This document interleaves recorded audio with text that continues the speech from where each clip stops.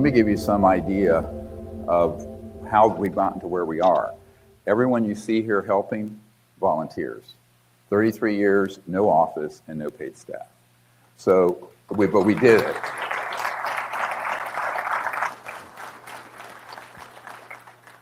Okay, but now it's crunch time. So we're at the point now where this train is absolutely leaving the station, out of the Congress, on a number of other levels in the Pentagon. And so the disclosure community and movement, which I founded in 2001 when we launched this first event at the National Press Club, is at a point now where we need to be able to pick up the pace on multiple fronts. For example, the Disclosure Project Intelligence Archive, which is in its development, we have several terabytes scanned in, but they're on hard drives just in loosely labeled files. They're not in a database, it's not searchable, etc. And we still have an enormous amount of my archive, which is the most sensitive, to be scanned in. And each time you scan it, you have to label it. It's enormously, ask Raven, time-consuming to do it properly. So it's not just gimish inside of a hard drive. So we need to stand up in the next 30 days, a team, to get all of that completed and then pivot that to a very well done custom program that is a database file.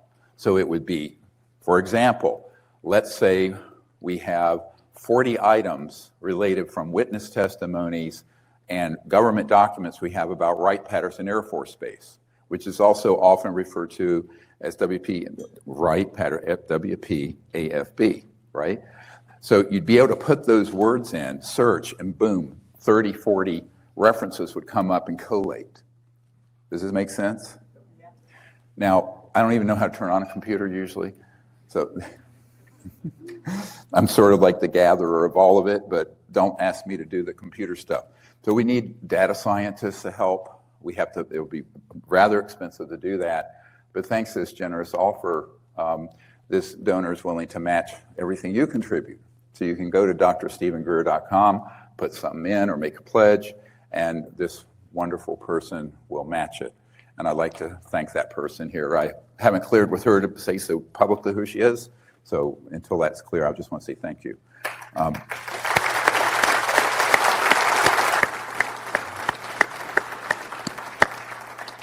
Now let me give you an idea why this entire effort is so important. It's the largest collection of legitimate UFO documents, witness testimony, actionable intelligence, locations of facilities in the world. There's nothing that's a close second.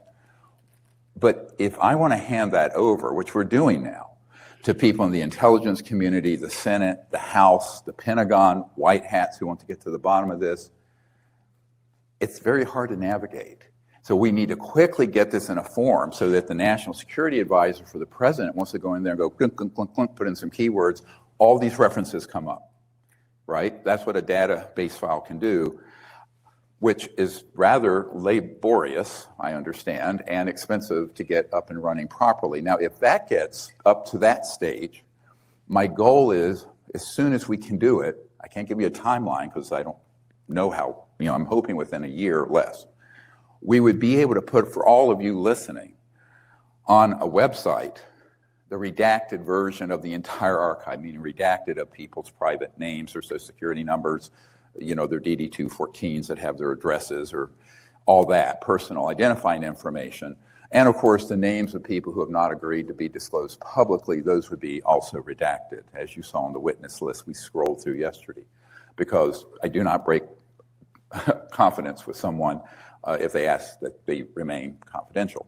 But everything else, the facilities list, all the correspondence files where these witnesses are written out, where these bases are and what's in them and where they're located, all of that with their names redacted and their emails redacted would be available to be perused, studied, etc. It'd be enormous. So imagine every official in the world and every member of the press and every interested citizen having access to this. Be phenomenal. Let's do it. Yeah. It'd be amazing.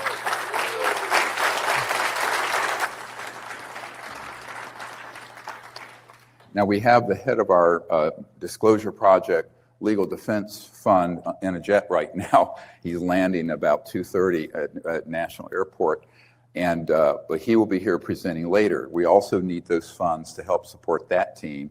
And even though we have over 50 attorneys and legal professionals that are working with us now, some quite preeminent in this country and elsewhere, they will have significant out-of-pocket costs to pursue something like this, just in terms of travel, court recorders, filing fee, all this stuff that goes into something like this.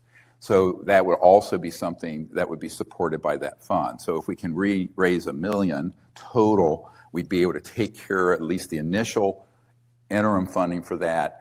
And then on top of it, the whole disclosure project investigations. We need very good investigators to run to ground and find and locate and pursue the people who reached out to me in 1997, who were at Fort Huachuca, where there were 9 extraterrestrial vehicles in an underground facility and dissected bodies.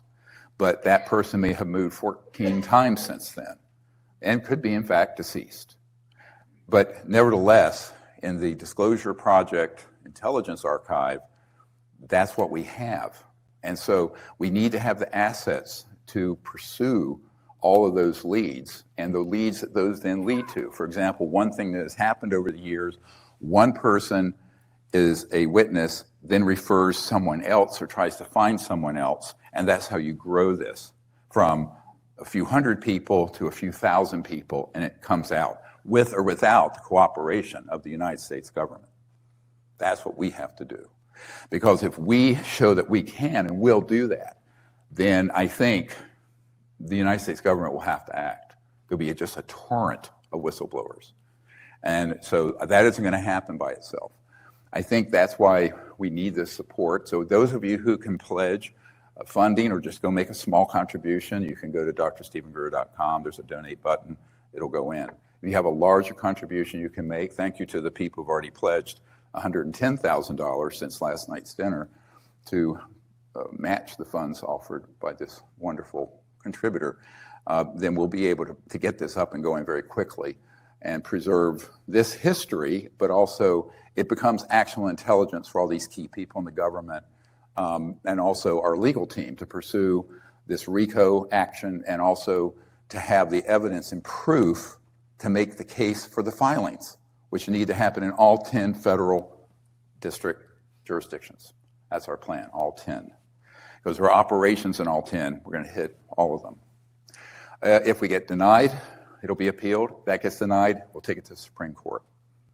Because we're going to prove the criminal nature of these operations.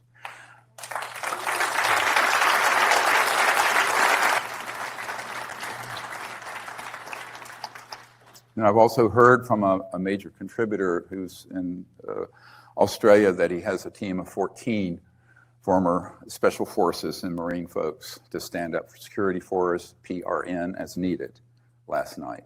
Prior to dinner, I had a long call, and that's being pledged. So there may be others. So I've asked Sean Ryan, hey, check out your network, see who can come on board when we need that.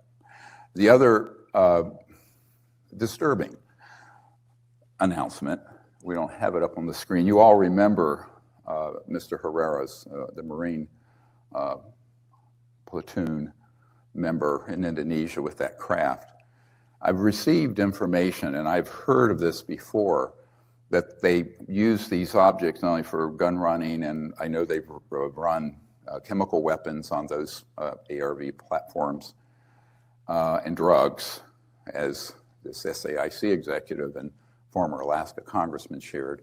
But these crates, he said, because he was read into these projects, said those were for human transfer. And usually, so there's a underground slavery involving children and women and other people.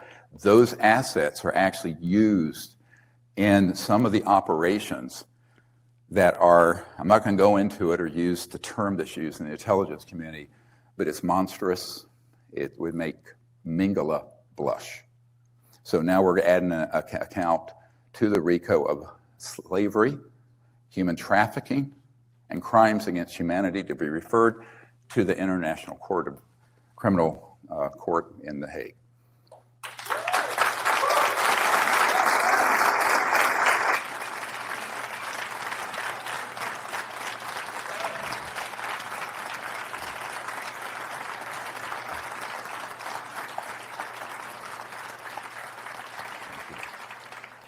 So I think that one of the things that is a way I've tried to explain this before is that we won the battle of World War II. We did not win the war. It got dragged into the country under Operation Paperclip and other operations. It infiltrated the CIA, and there was a very strong fascist component to many of those programs that continue to this day. And that is a fact. It needs to be rooted out of our democratic republic and from the world. It is a scourge on humanity and a threat to the human future, period. I will not mince words anymore.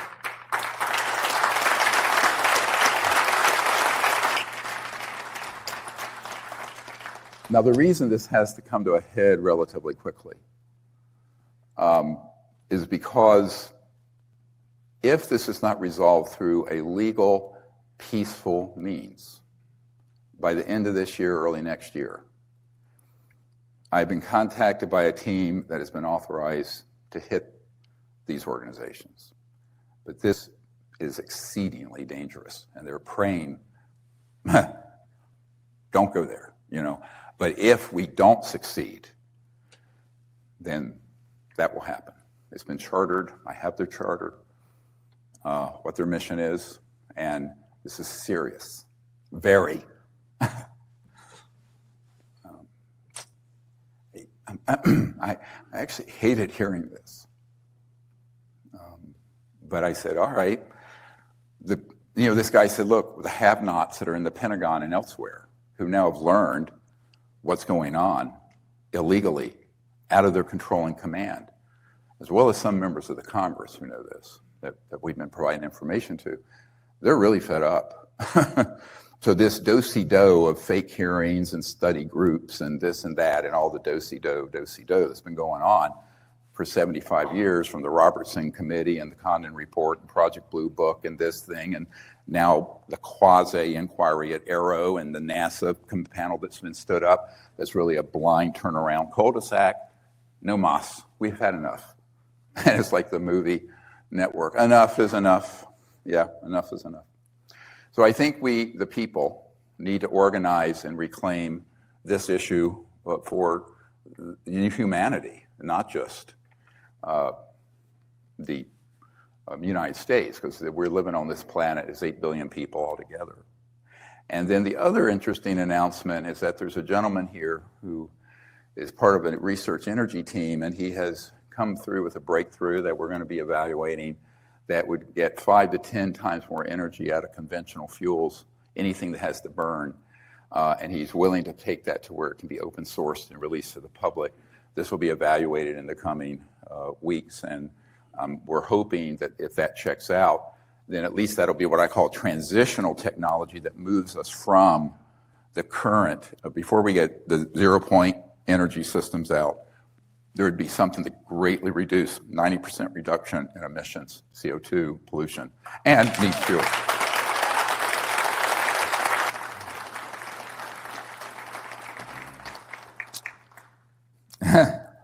So that's the news from last night. This is why I sleep 3 hours a day. Anyway, so so now I want to get into to unpack some details. It's sort of a summary what we're going to see here next on the screen.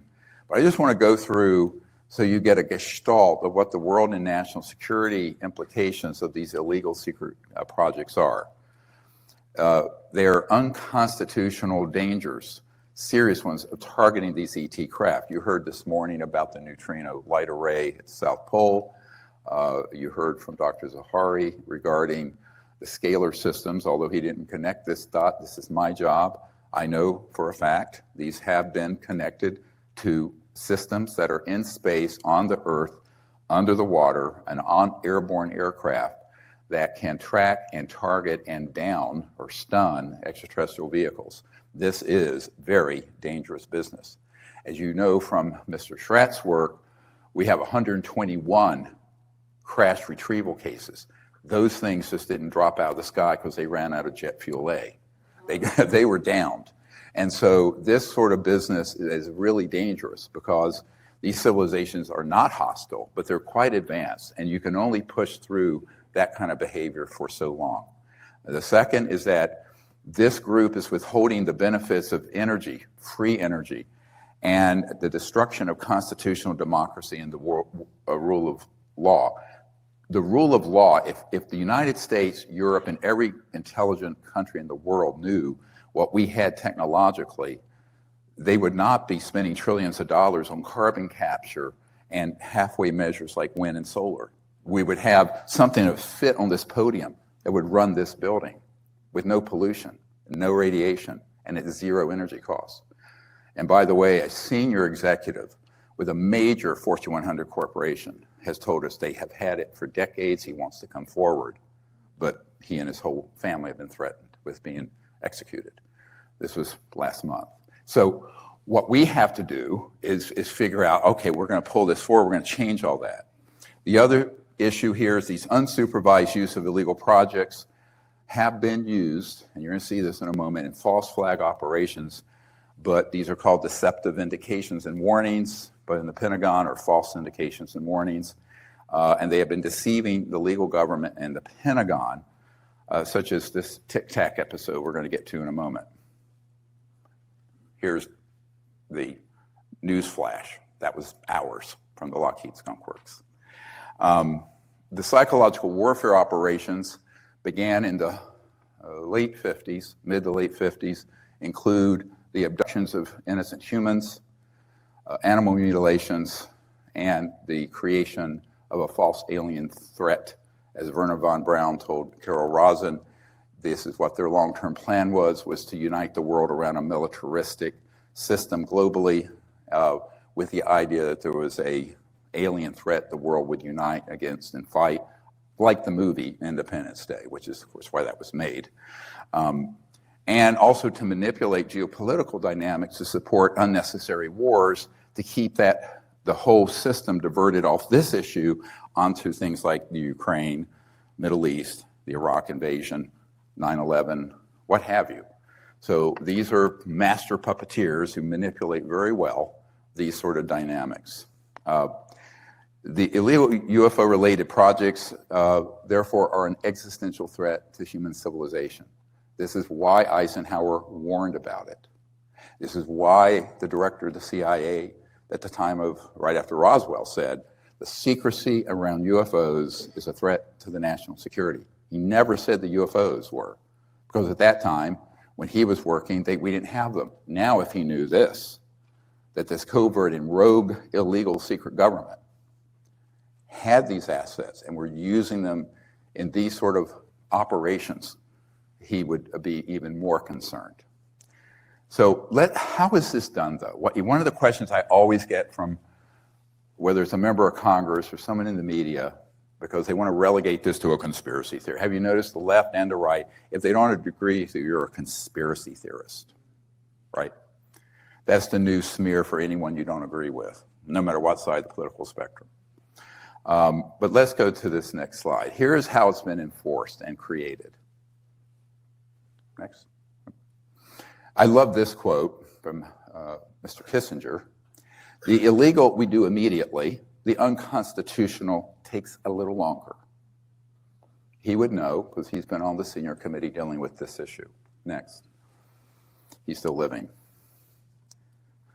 And this one, those who can make you believe absurdities can make you commit atrocities.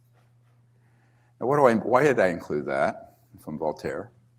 Because if they can convince the US government, factions in the Pentagon, and the people that there's an alien threat for us to fight, then you can commit every kind of atrocity under that false narrative and false flag.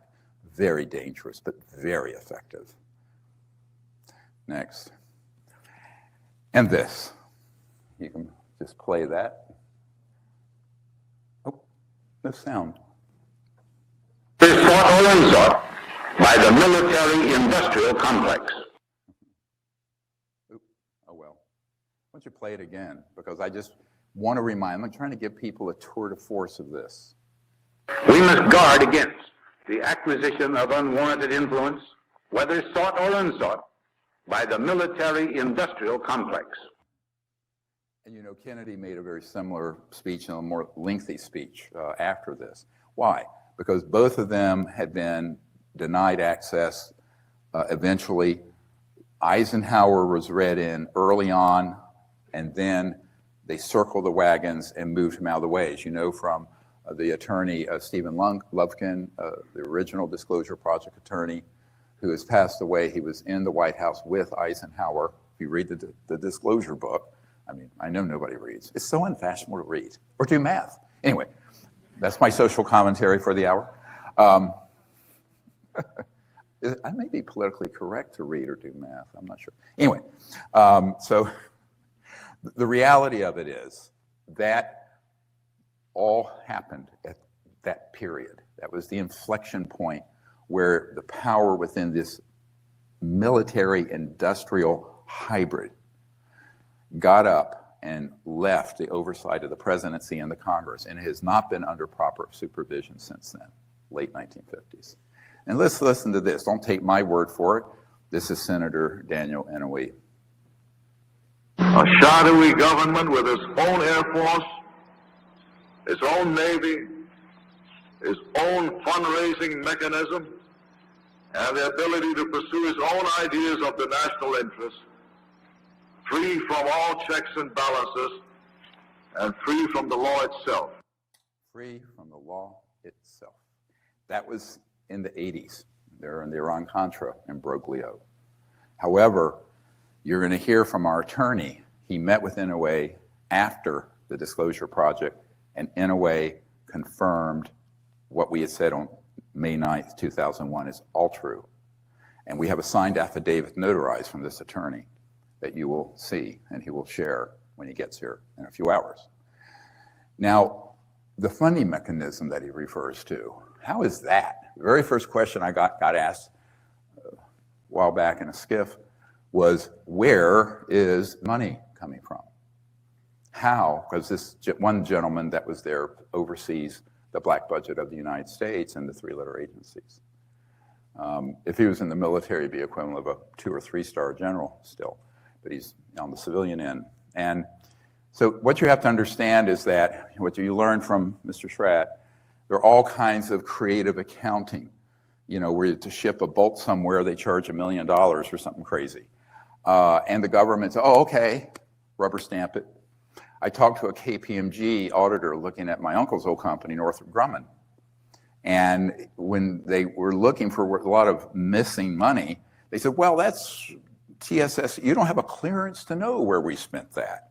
And so they rubber stamp an account, goes back to the White House and the Congress, and they're busy with 1,000 other things, and they just slip it out the door through the back. And I think you have to understand this happens across the contracting sector, what's called WFO, work for others. And when I met in 1993 at the Wrigley Mansion with a committee of these corporate folks, they said, oh yes, you know, and I was about ready to brief the CIA director. This is in the fall of 1993. He just flat out said, this executive, you don't need to brief the president or the CIA director. They don't know anything, and I'm quoting, they're not going to know anything. You should be talking to people like us. Now, I thought the guy had lost his mind, but they were for real. And he offered a different bribe than I got from General Stubblebine. He said, you have very good credit as a doctor, so you can take out as many platinum credit cards as you want. We will zero them down each month. You can spend millions of dollars a month. We'll zero them out because we're in the architecture of the banking system. And we run the supercomputers that back up all those systems. And when there's a trade between the yen and the dollar, there's something less than a penny. They grab it, it goes into a black fund. Trillions of dollars in transaction daily, even a fraction of a cent, you do the math. All right? Okay. So, so that, when he told me that, I went, very creative, very smart, very sub rosa, you'd never know what's going on by these folks. And of course, I mentioned these companies here. There's a much bigger list that are doing embezzlement. So let's say we have a project, the B-2 stealth bomber. They build a government, whatever, $2 billion a company. A copy actually costs $150 million. Where's the rest going? Out the back door. And we're going to have someone you're going to see in a minute, one of our disclosure project witnesses, who saw this happening at SAIC. So, you know, Northrop Grumman, Lockheed Martin, the Phantom Works at Boeing, EG&G, Booz Allen Hamilton, SAIC, General Electric, there's a bunch of them. And, you know, this is, of course, multiple federal accounts of embezzlement of federal funds, period, no question. But see, you're going to have forensic accountants to tear this apart. I mentioned, of course, yesterday, the cash trade in illegal drugs and weapons, as well as other contraband, that creates a cash untraceable revenue flow. Our recent witness, who not too many years ago was at the Dugway Proving Grounds, was told by an Air Force woman there that all transactions at that sector, Avery, A-V-E-R-Y sector, were in cash, cold, hard cash, all of it. Where are they getting it? Right here.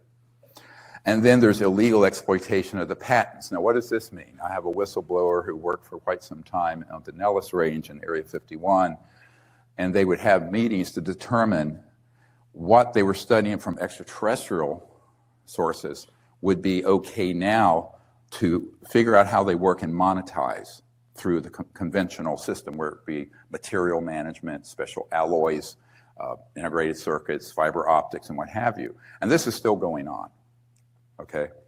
Now listen to this. Don't take my word about this missing money.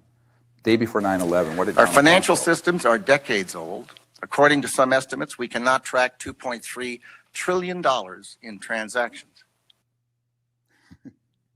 That was 22 years ago. Now that's the Secretary of Defense. They estimate now it's much more than that. Catherine Austin Fitts is estimating it's around $22 trillion. Our entire national debt is $32 trillion.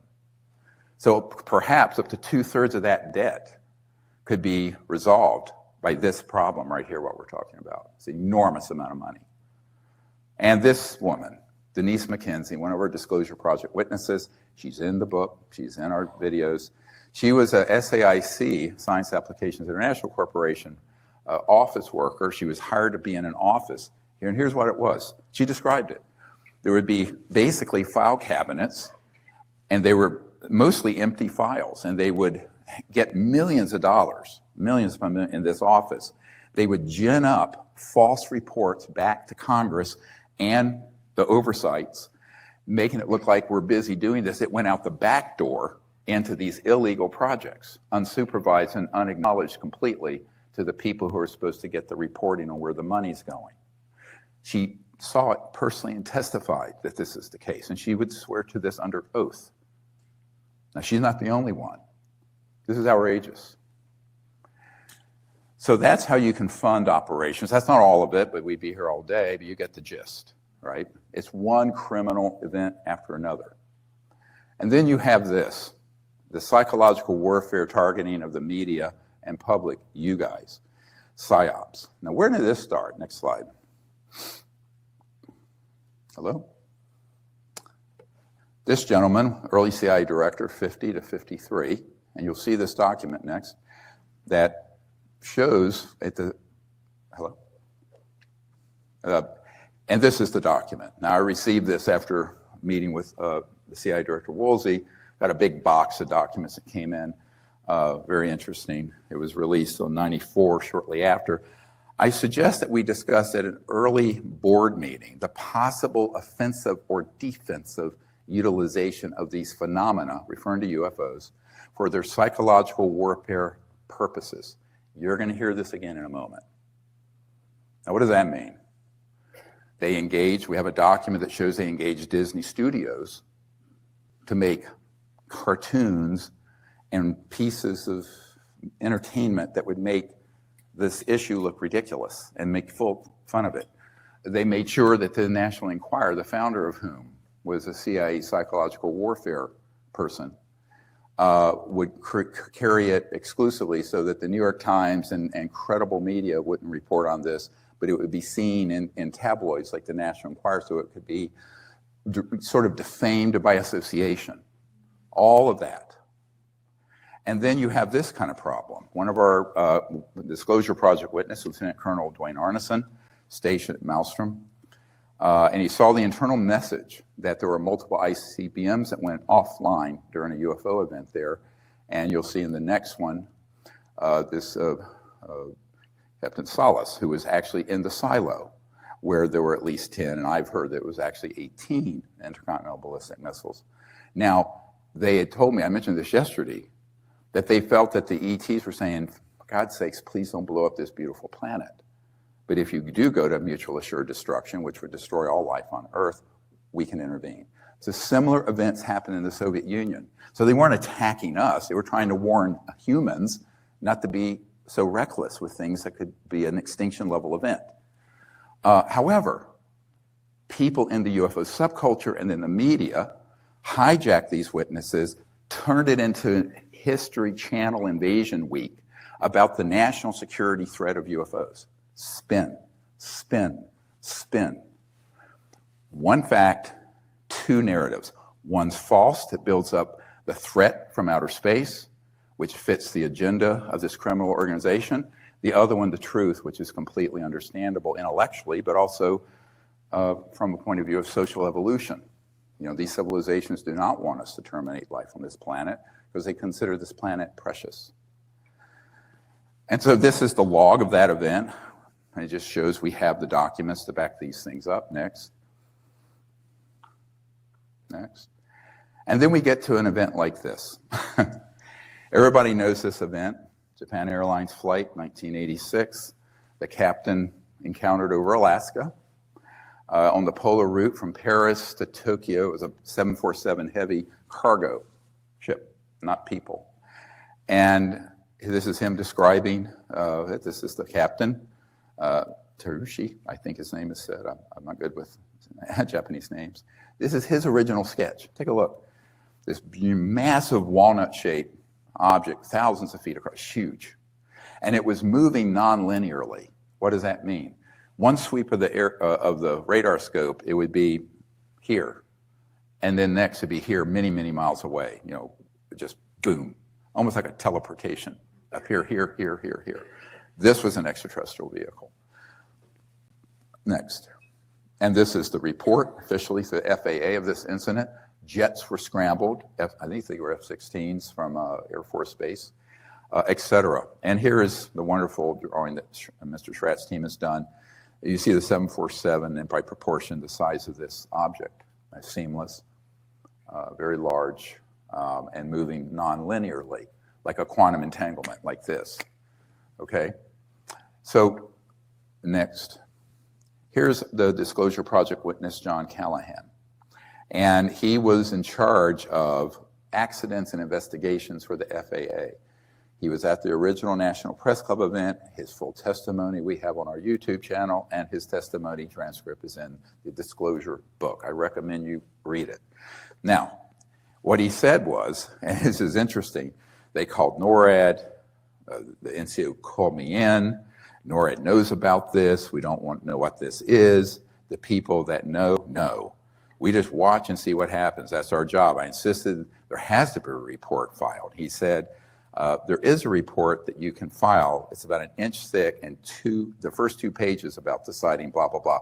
In other words, he was being sort of encouraged not to file this paperwork that's two inches thick. And next.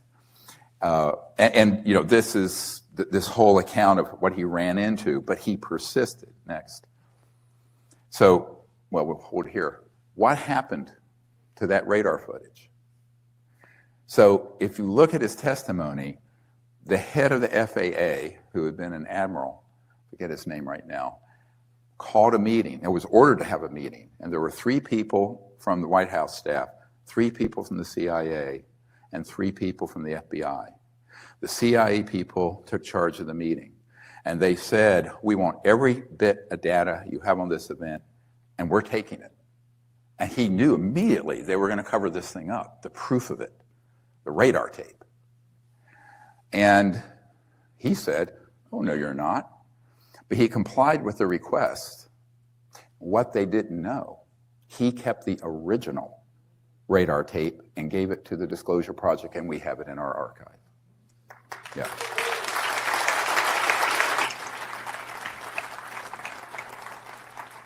Very heroic, patriotic man, John Callahan, to do that. And by the way, there's no risk of any legal issue here, since the group that ordered the confiscation is a criminal enterprise. End of discussion. Bye-bye. This is white. All right? Bye-bye. You know, these fascists have had enough run. It's time for us to say we've had enough of it. We have enough. So here you have, you know, an event happened, unacknowledged, which I presume most of you have seen, hits 750 million views. What happens next? Well, this is a redacted, it's a very extremely senior person associated with this matter. The CIA is supportive of what we're doing. He says, I'm glad to hear all is fine. I have watched the Rat Pack run scams against the US government, loony billionaires, and now average citizens. Keep up the good work. What he was referring to was when TTSA and this disinformation expert out of the Department of Defense, Luis Elizondo, surfaced. And he was very concerned. He knew for a fact they were going to gaslight the public in the wrong direction, saying that we don't know what these things are, but they're a threat to the national security, all the false narrative. And it couldn't be one of ours, because the bigger secret isn't that you believe they're alien or extraterrestrial, it's that you think these could be ours. And if you conclude they're ours, then we're going, why are we still burning oil? If you understand that those are an electromagnetic field propulsion system, right? That's the biggest part of the secrecy. It's not the ET part, it's the human part. And this is where I get to this. So you know, I always say you think you know what the Tic Tac is, and I've had this discussion with a number of people in the government. So let's go to them, play this first. First of all, it's off the Nimitz. You know this, 2004. It's all been over CNN everywhere. And then, well, just watch this for a moment. Dude, this is a fucking drone, bro. There's a whole fleet of them. Look on the ASA. My God. They're all going against the wind. The wind's 120 knots from the west. The whole thing, dude.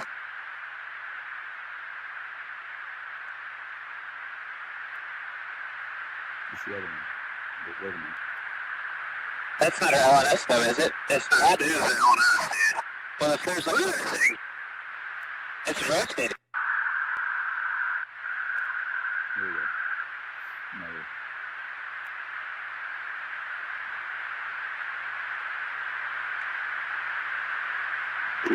Nickel 6-1 Tango, Roger, Roger. Hey, Johnny! Woohoo! Roger. So both of these are actually objects from the Lockheed Skunk Works we showed you yesterday, where they come in and out of. Some of them are small enough to load onto C-130s or on craft or be at other places and move. Here's a drawing of one from 1967 that is in our archive, and we'll go to the next slide and see. There it is. That's the Tic Tac boiler UFO, 1967. It's white, shaped like a Tic Tac. If you get up close to it, you'll see some of these electrical protuberances and probes on it. Next. And here's a drawing of one as it was seen by a whole group of witnesses there in Pennsylvania, 1967. And here's the one that was seen off the east coast of San Diego in 2004, the west coast of San Diego. So the prongs and propulsions exist in both cases. These are reported by the Pentagon. Now the people reporting and studying at the Pentagon didn't know that this was a human asset. The co-chairman at the time and now co-chair of Senate Intelligence saying, well, is this from China? It's coming out of our backyard here. That's what you need to understand. And here we have a new witness has come forward. He's frightened to speak publicly so far, but he was at the Azores Island, Portugal, in 1991 at the Lajes field, and there was the Tic Tac being offloaded off a C-130, and this was in 1991, as you can see, 23 years before the event, or 13 years before the event that was off the Nimitz. Next. And here's a nice color drawing that they did. And it is that object. Now, the question becomes, who's zooming who here? So you have folks who have these assets who are acting like, what, who, us? This is why I said when the senior investigator for the intelligence community went out to Lockheed Skunk Works, the reason he ended up turning to us is because he knew he was being lied to when he went to the Skunk Works and was shown a bunch of old jet aircraft. He was going, well, wait a minute. So he began to question everything that he was being provided through channels, that the Senate Intelligence Committee was being provided, that the Pentagon normal chain of command was being provided. And he then reached the conclusion they needed some help, so we've offered it. Now, this gets into a little more scarier stuff, but it's time for childhood's end here in the disclosure community. The rogue criminal and psychological warfare operations that began in the late 1950s include abductions and mutilations. So maybe in the next slide, and you'll see, listen to what this Air Force intelligence officer who was a professional disinformation agent said. Had you heard of any the projects that deal with ET simulations? What I'm referring to here, there have been some contact events. The one you're referring to, I have sources, was actually not ET, but was,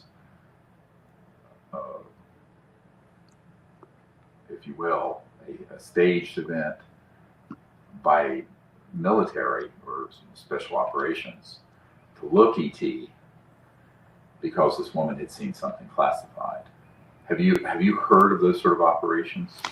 Yeah, but I'm not sure if false INW. Yeah, right. We did do that. Yes, OSI did that.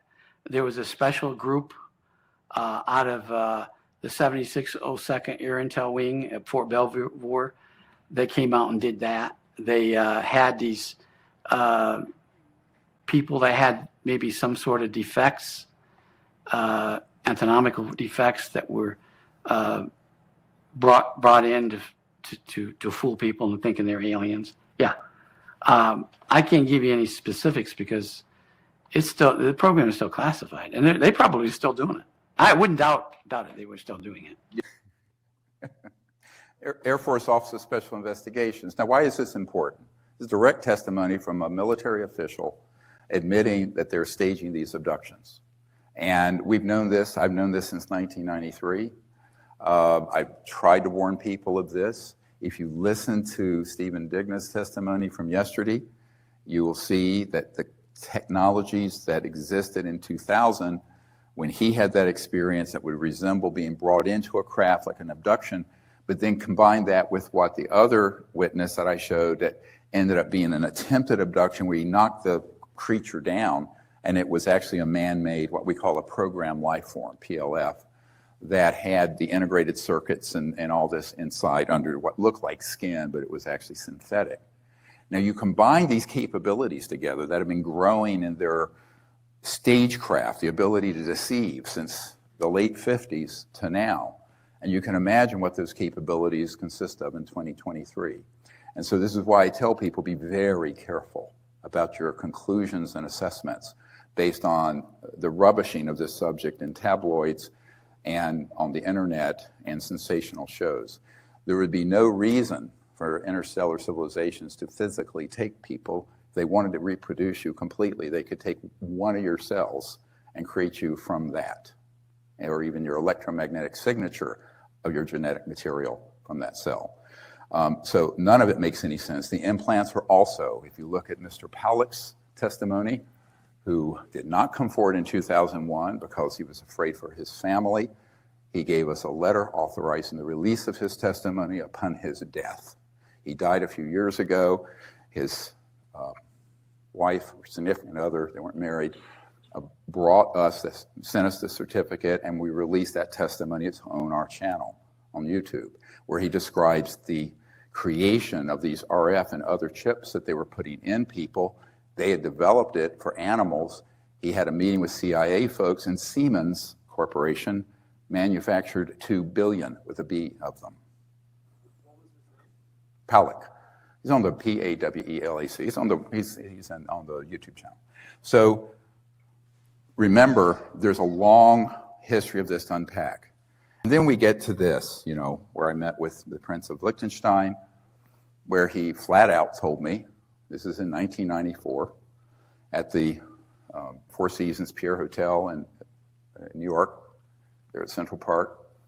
And he said to me, and I quote, "The reason I'm funding the abduction researchers in the United States is that we want the public to hate and be afraid of the aliens so that we can have an interplanetary war," quote unquote. Next. And then you have this. It was a sort of, the person who wrote it later said, well, it wasn't officially part of this Strategic Studies Institute, but she submitted it.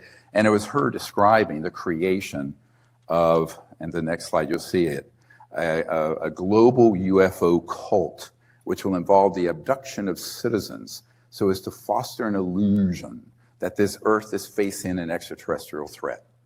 UAPs, a preference will have an expertise in computer technology, since that expertise will be required in the future.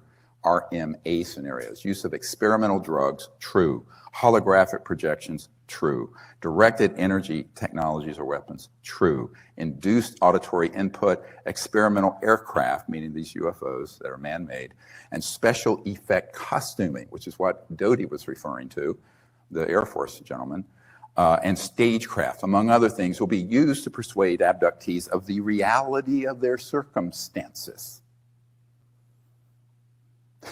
Got it yet?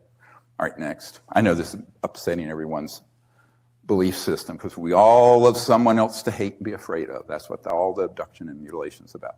Who we're going to fight next after we're done fighting every country in coalition, right? It's the next big enemy. This is what Werner von Braun said to Carol Rosin. You've seen that. And then we have this, an alien harvest. Really? Was it alien? Next. Let me just say before we get to this, the doctor, he was a hematologist, pathologist, renowned in Denver, who was a dear friend of mine, passed away, John Altschuler, MD. He was the guy who was called in on the Snippy the horse case way back, I think it was late 60s, that mutilation, and on many others.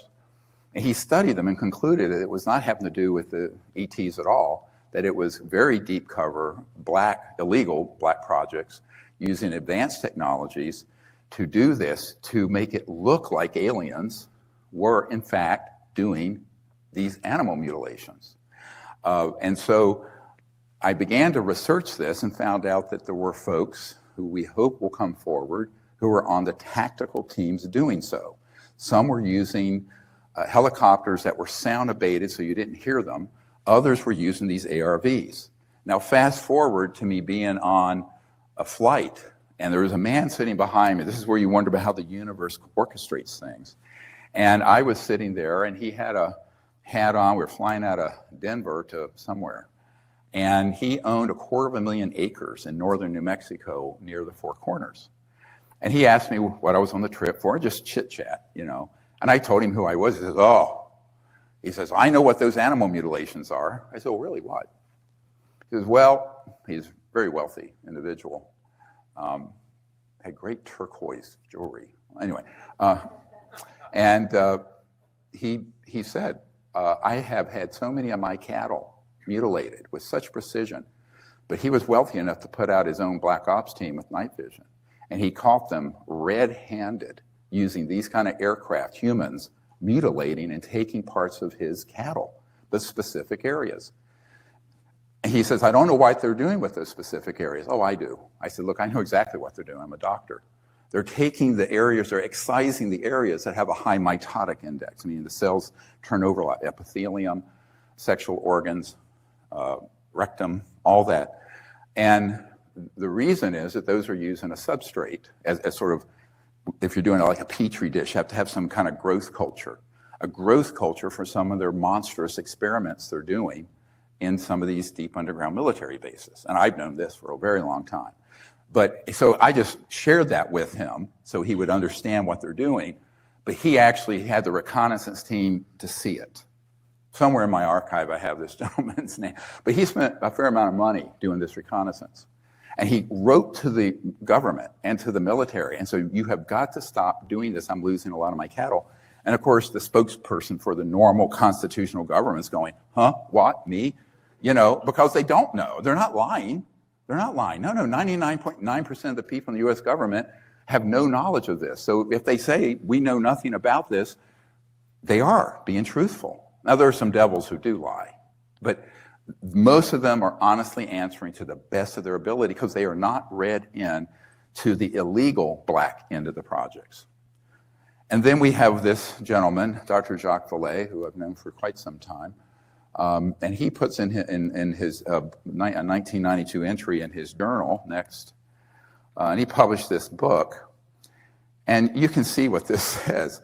I've secured a document confirming that the CIA, he has this document, simulated UFO abductions in Latin America, Brazil, and Argentina as psychological warfare experiments. See that word again, psychological warfare? It's going to come up a lot, my friends. On Tuesday, aerospace researcher Morvan Salas met me in Burbank. I gave him the flexible blah, blah, blah, of the Costa Rica photographs, going to dinner in Hollywood, who told us that the abduction miniseries they were working on had run into problems. John Mack insists the aliens are good guys who came to save us, while the plot takes a negative twist in Hopkins' sadomasochistic mindset. This is Bud Hopkins, the artist who became a hypnotherapist and what have you. And so we can move off of that.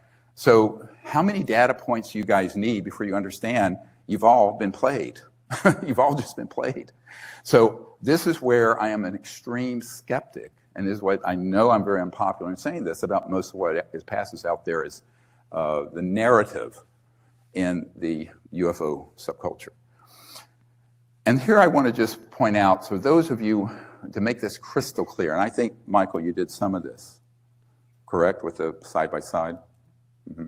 But let's go through this again so I can give you some granular detail.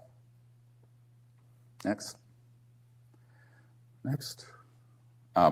So here you have something of similar shape. Now at a distance, and to the untrained person, including a jet pilot chasing one of these objects. On the left, we have an ET craft Gordon Cooper saw, seamless, no parts, all of a part, and the other one that looks very similar with these electrostatic tendrils and objects on it that's man-made from 1976. We have an ET craft here in Melbourne. The next one is one that looks very similar with a little cupola and a little antenna on top. Not too dissimilar from what Mr. Herrera saw in 1968 in Canada. Next. You have this seamless, real disc-shaped object near Tulsa, and then the man-made, very similar knockoff that was early on in Twin Falls, Idaho, when they were trying to test a combination electrogravitic disc, which I hope we hear from. So yeah, I'll say next when we're ready to go next. Hello? Where do we go? Okay. So look what it has. It has this sort of like rocket thrusters, but it also had an electrogravitic component. So there's a hybrid. There are hybrid ones. And this was because they had not perfected the disc that you'll hear about from John Warner IV that was brought over from Germany in 1945 by multi-billionaire Paul Mellon and Alan Dulles and George Patton. So, and if you look at some of the early footage, home movie footage of these early UFOs that were man-made, they kind of flutter. You've seen some of those footages and they're going like, it's because they hadn't mastered the gravity control properly until 1954. So some of the early ones had hybrid systems, and some of the recent ones do as well. And the ones that were purely electromagnetic field propulsion, they kind of wobbled and they couldn't control them quite well. It took some years to get that nailed down, from the mid-40s until 1954, about a decade of R&D. Next. Oh, no, we're here already. So here you have an actual ET craft that was seen in England. If it was just at a distance, zipping along, here's the man-made one. Now, where was this? This is Norton Air Force Base, 1988. We have the transcript of the interview by Brad Sorensen, who, to an aerospace reporter, described this in detail and said that the components in these man-made ones, look, there was a baby one, a mama one, a daddy one, different sizes, I think 20, 30 feet, 50 feet, 100 feet, something like that, if I remember correctly. And that was at this secret Norton Air Force Base air show in 1988. And it was on the other side of a curtain where there were some very advanced conventional aircraft and jets. And this was sort of a pitch to get more funding for these covert programs. And Brad Sorensen was in there.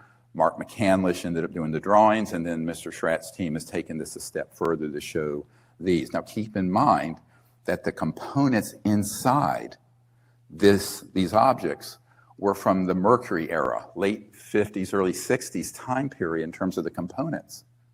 It wasn't extraterrestrial. But I bet you 99.999% of the people at the Pentagon would think it's not ours. But that was in the late 50s. This was like an antique. Let's go back. I'll say next when I want to go back. Hello? Okay. So the reason this is important is that there were also scorch marks on it. And they had actually been told these had been through around the solar system, late 50s, early 60s. Ironically, my uncle worked on the lunar module using little jets and stuff and rockets in 1969, and he was Northrop Grumman. But his whole career was Northrop Grumman and then Northrop Grumman, but he was never read into this. So they did the best they could with what they knew, which were jets and rockets. Next. And here you have a very sophisticated device that I mentioned yesterday that was retrieved, crashed in 1993. And then you have a very similar quasi-boomerang shape over the Hudson Valley in 1998.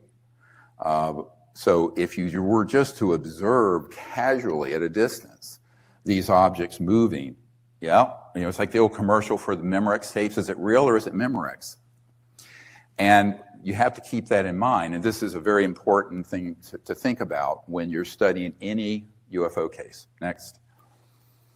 And similarly, ET vehicle, very involved case that we are in the archives, 1951, with some pattern on them of lights, but then you had this man-made one in 1983 in Alabama, very odd-looking, very large object with people in it. There are many of these sort of objects seen. Next. And then again, you have the crash retrieval that was seen at Wright-Patterson. Presumably, this object is still there. They couldn't even get into it with a laser and drill bits and what have you. And here's something that you could say, if it was moving along from England in 1995, that is a man-made one. And this one is clearly man-made. If you look at the underside, you see pipes, you see details, there are electrical circuits. The ones, and what Stephen Digna described, there were also clearly electrical where it even docked and plugged in. Now, an interstellar vehicle isn't going to do that. They're seamless. They're very advanced. They are manufactured from a type of technology where they are pulled out of the 0-point substrate of space-time. The energy is like a electromagnetic blueprint that then pulls it into 3D. This is why every component of it is integrated in a way where we couldn't manufacture it. And I know the people who worked on both. Very, very different. And why are these distinguishing characteristics important? Because if our investigators or in the public are going to be able to make a discernment between a false flag and fake alien events using the man-made ones versus an extraterrestrial one, this has to be understood, even though I know it gets to be granular and confusing. Next. And so it goes. Here we have one in Italy in 1961, seamless, very large, over a fishing vessel. Here's a man-made one, Dayton, Texas, 1980. Now that case you're looking at is a complex one. This is Cash Landrum, correct? Now here's the problem with this story. You've all heard of the Cash Landrum case where these people were irradiated with radioactive material coming out of this object that was a UFO. Now, the covert government, the illegal secret government, was very happy for the people to think this was extraterrestrial, and it has many of the characteristics. But where is the nuance? If you look at the testimony from Air Force Office of Special Investigations Officer Richard Doty, he was the PI, principal investigator on this event. He debriefed the 4 human pilots. They had an ET object, they couldn't quite perfect the energy system, foolishly put a nuclear power device on it, because we had in the early days even attempts of a nuclear aircraft, as some of you may know. And this, however, malfunctioned. They had some sort of a filter or pump problem. It started leaking out radioactive material. It spewed it all over these innocent people. And they eventually escorted it over, and it landed in an Air Force base west of Houston, out in Texas. However, this was a human mishap because it wasn't in the indigenous, let's say, extraterrestrial power plant. It was one that we put on because we couldn't quite figure out how to get it to work, and this was a test flight. And it badly malfunctioned. And of course, those people and their heirs, if they're still living, with this testimony can sue this group for these serious, life-threatening injuries. They were almost killed. It was very serious. They were hospitalized, radiation. They had to go up and dig this road up 2 or 3 times just to get rid of the trace of all the radioactivity. Totally covered up. Next. And then we turn to this. Media corruption. Well, tomorrow we'll be at the National Press Club and we'll see what gets covered. Hollywood films, directors and producers have been induced to make false narrative films on this subject. Good example, Fire in the Sky. Fire in the Sky was about the Travis Walton case. I know Travis Walton. They portrayed it as an alien abduction torture case on board this craft. Let me explain what actually happened. He ran underneath on a damp forest floor with a buddy, a vehicle, ET vehicle that was out there, and there was an electrostatic charge. These craft put out gigawatts of power. It's an unbelievable amount of energy. And so it's like a static electricity, but on a big scale. So he got hit with the equivalent of a bolt of lightning, knocked him back, and he went into fibrillation. As an emergency doctor, as soon as I heard this guy, I know exactly what happened to him. I'm taking care of many electrocution and lightning strike victims. And the ETs took him, put him in the equivalent of an interstellar ICU ward, stabilized him. He, when he came to, attacked the ETs. But they finally calmed him down. They let him sit in the control module and sort of navigate out. And then when he was stable to return home, they returned him near his home and left. They saved his life. Now, Fire in the Sky portrayed as vicious aliens abduct and torture this poor lumberjack. Horseshit. All right, sorry. I mean, this stuff, guys, got to stop it. It's just false. It's fraud. It's buying into the CIA narrative and to what Werner von Braun warned us all about. Bob Schwartz, who I met with at a salon in New York City back in the 90s, very good friend of Mike Wallace, 60 Minutes. I was on the board of AOL Time Live back then. And he told me that Mike Wallace had gotten a cache of documents and information on this and wanted to do a major expose about the ET and the group holding the secret and all that. And at that time, Westinghouse, I believed, owned CBS, and they said, "You will not do this story." And he turned to me, he said, this was when Mike Wallace, you heard about him going to a deep depression, almost suicidal. He said on Larry King, "My whole life's been a fraud." He didn't admit it was because of this. One of the most famous investigative reporters in history. But CBS would not let him do the story, and yet he knew it was real. And what Bob Schwartz said to me, he says, "Dr. Greer, This is like in 1995 or something.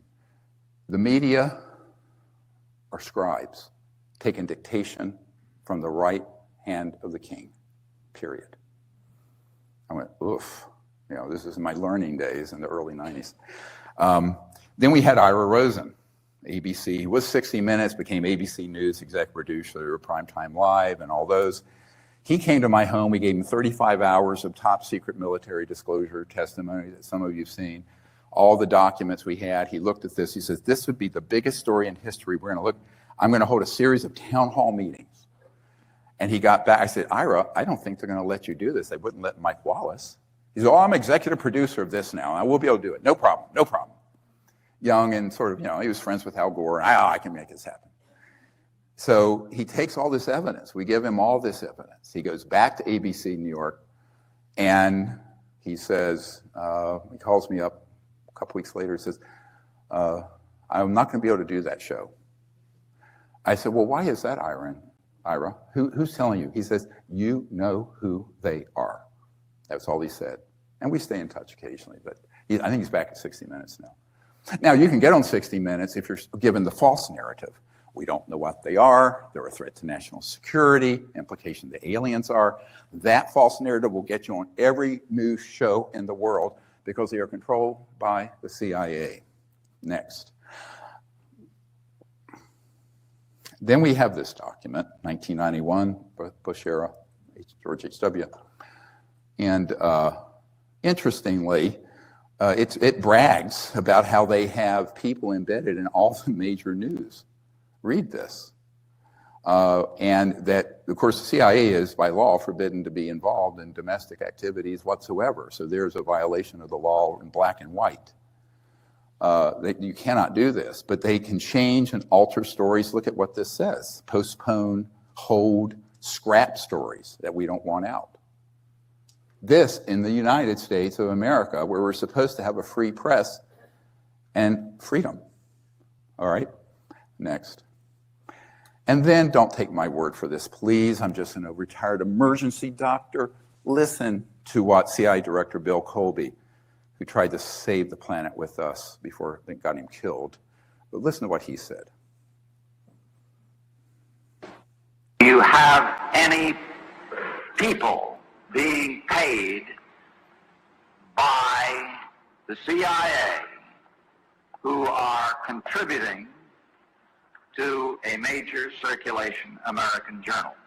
We do have people who submit pieces to American journals. Do you have any people paid by the CIA who are working for television networks? This, I think, gets into the kind of getting into the details, Mr. Chairman, that I'd like to get into in executive session.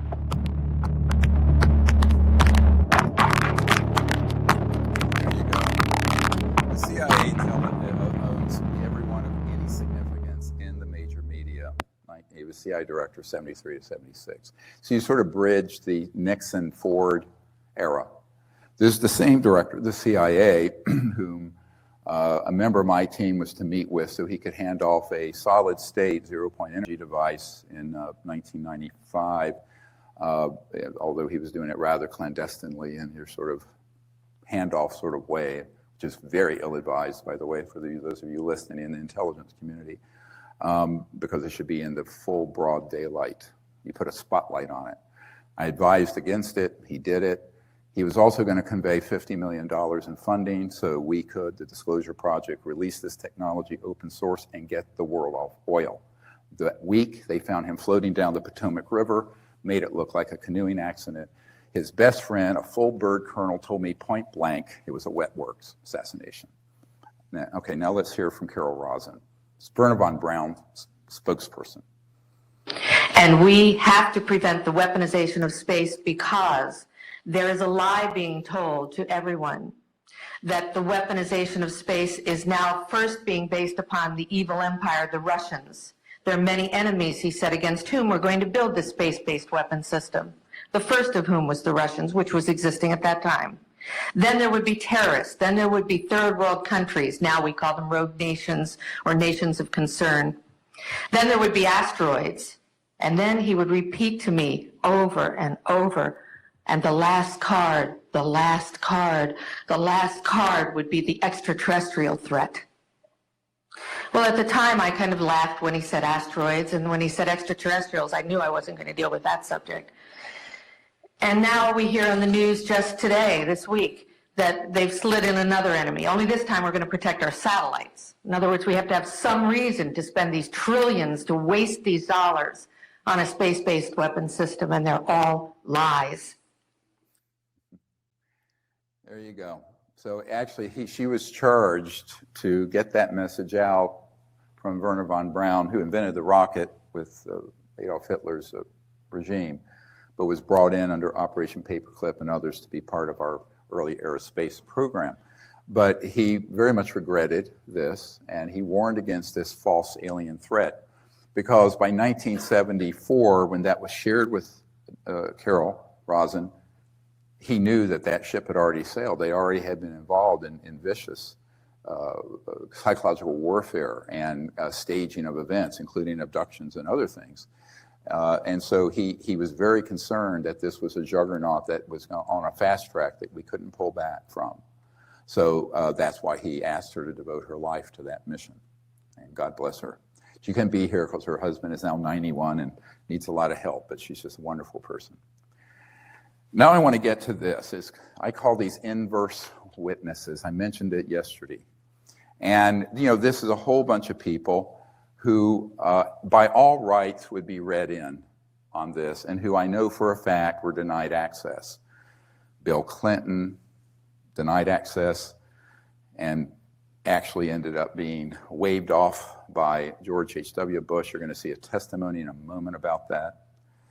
CIA Director Woolsey, who at the time had no access. I have the documents proving, notwithstanding the media saying that he denied that the dinner meeting was about that. It was the only subject of the dinner meeting. It was the cover story for it. And I mentioned yesterday, these guys, how do you know they're lying? Their lips are moving. Senator Barry Goldwater, presidential candidate in 1964, those of you who know your history, and lost to Johnson, of course, but a very senior member of the key committees in the Senate, obviously, and a conservative Republican. He had no access and was denied access. Admiral Tom Wilson, the head of Intelligence Joint Staff, whom I personally briefed. The King Charles, then Prince Charles, whose family were trying to get information on this, but they got it through flying saucer review. And the briefing document I put together for the president, which we had couriered by a friend of his who I know. The Minister of Defense, Lord Hill Norton of Great Britain, with whom I spent several hours, and he explained it, even though he was the head of MOD in England and also MI5 and 6 by extension there in that country, he was never told anything about this. And even when he was head of the military committee for NATO, he didn't. It was only after he left those commands he found out this was true, and he was furious that he had been denied access. Next. Then you have Senator Dick Bryan, member of the Select Committee on Intelligence of the Senate. Met with him at McCarran Airport in Las Vegas. I was put on one of those little carts, driven to what looked like a janitor's closet, went in, it was a VIP room. And he explained, and of course, guess what? Nellis in Area 51 is in his district, Nevada. But he was totally said, I've heard these things, I've never been read into it or briefed on it. He was kind of amazed that it could possibly be true, et cetera. Now that was back 20 years ago. Fast forward, same situation now. You know, this is why we have to change this.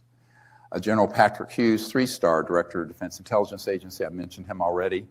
Representative Dan Burton, he was chairman of the very powerful Government Reform and Oversight Committee, came to the 1997 briefings for Congress that we set up that were private, had no access, and had been never told anything about this subject. Admiral Pierre Morin, PhD, French Minister of Defense. He also had said the same problem exists in France, and we have a thick file, what I call the French connection, of our involvement with the Ministry of Defense in the time of Sarkozy, President Sarkozy. The Honorable Paul Hellyer, Minister of Defense of Canada, who read Colonel Corso's book and then reached out to me. We did a press conference in Toronto, and he said the whole time that he was MOD head for Canada, this issue, even though he knew it had to exist, he never got access, was never told anything, even though there was a component of this illegal secret government operating in Canada and all other countries. Stephen Smith, the Minister of Defense for Australia, when I was there in 2013, whom I had met with and spoke about this at a meeting on Hayman Island. It was a gathering of 120 leaders from around the world. I was there as an unacknowledged guest and gave all the information that I felt they could take in a short weekend. But he says, yeah, I'm so fascinated because right there in the middle of Australia is Pine Gap, which is a key facility, mostly run by US. And so this is a very interesting, that just happened in April. So I'm meeting with a man who wishes not to be named right now because he's still very active in Hollywood. He's one of the most senior producers in Hollywood, and he was part of this Millennium Project. He was at dinner with a rock star who I know, and former President Bill Clinton. At some point in the evening, Clinton was asked what the story with UFOs was, and bear in mind this was this was not a hot mainstream topic at the time. In fact, it fell under the category of frivolous conspiracy theory to much of us, the mainstream. Former President Clinton's reply was shocking and more than eye-opening, if not revealing in much detail. He used the phrase mind-blowing without saying why. He also added that as president, he was briefed on the subject to a certain but very general extent and was deterred and dissuaded from using his position to dig further in the subject. This included a conversation with former CIA director and president. I thought it was George H.W. Bush. Should he not be named? He put this in there. Because everyone's scared. This guy's scared. So that's why I'm not naming him. Who also deterred him from conducting his own investigation. Clinton brought in an outside investigator to pursue the details. I believe this person was Dr. Stephen Greer. So anyway, what a journey.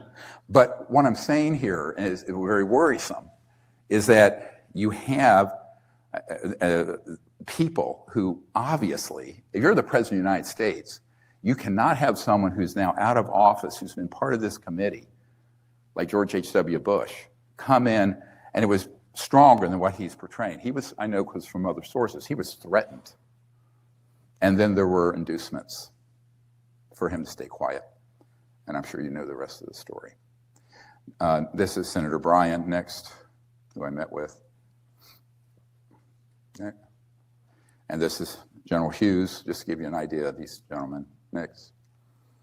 This is Dan Burton, very, very interested. Admiral Pierre Moran's letter to me from the Ministry of Defense. I just wanted to establish we have the files on some of these things. Next. Paul Hellyer, you all know him. Next. Stephen Smith, Minister of Defense, Australia, at that time, 2013. And of course, you all know this leaked document from Eric Davis about my briefing Admiral Wilson.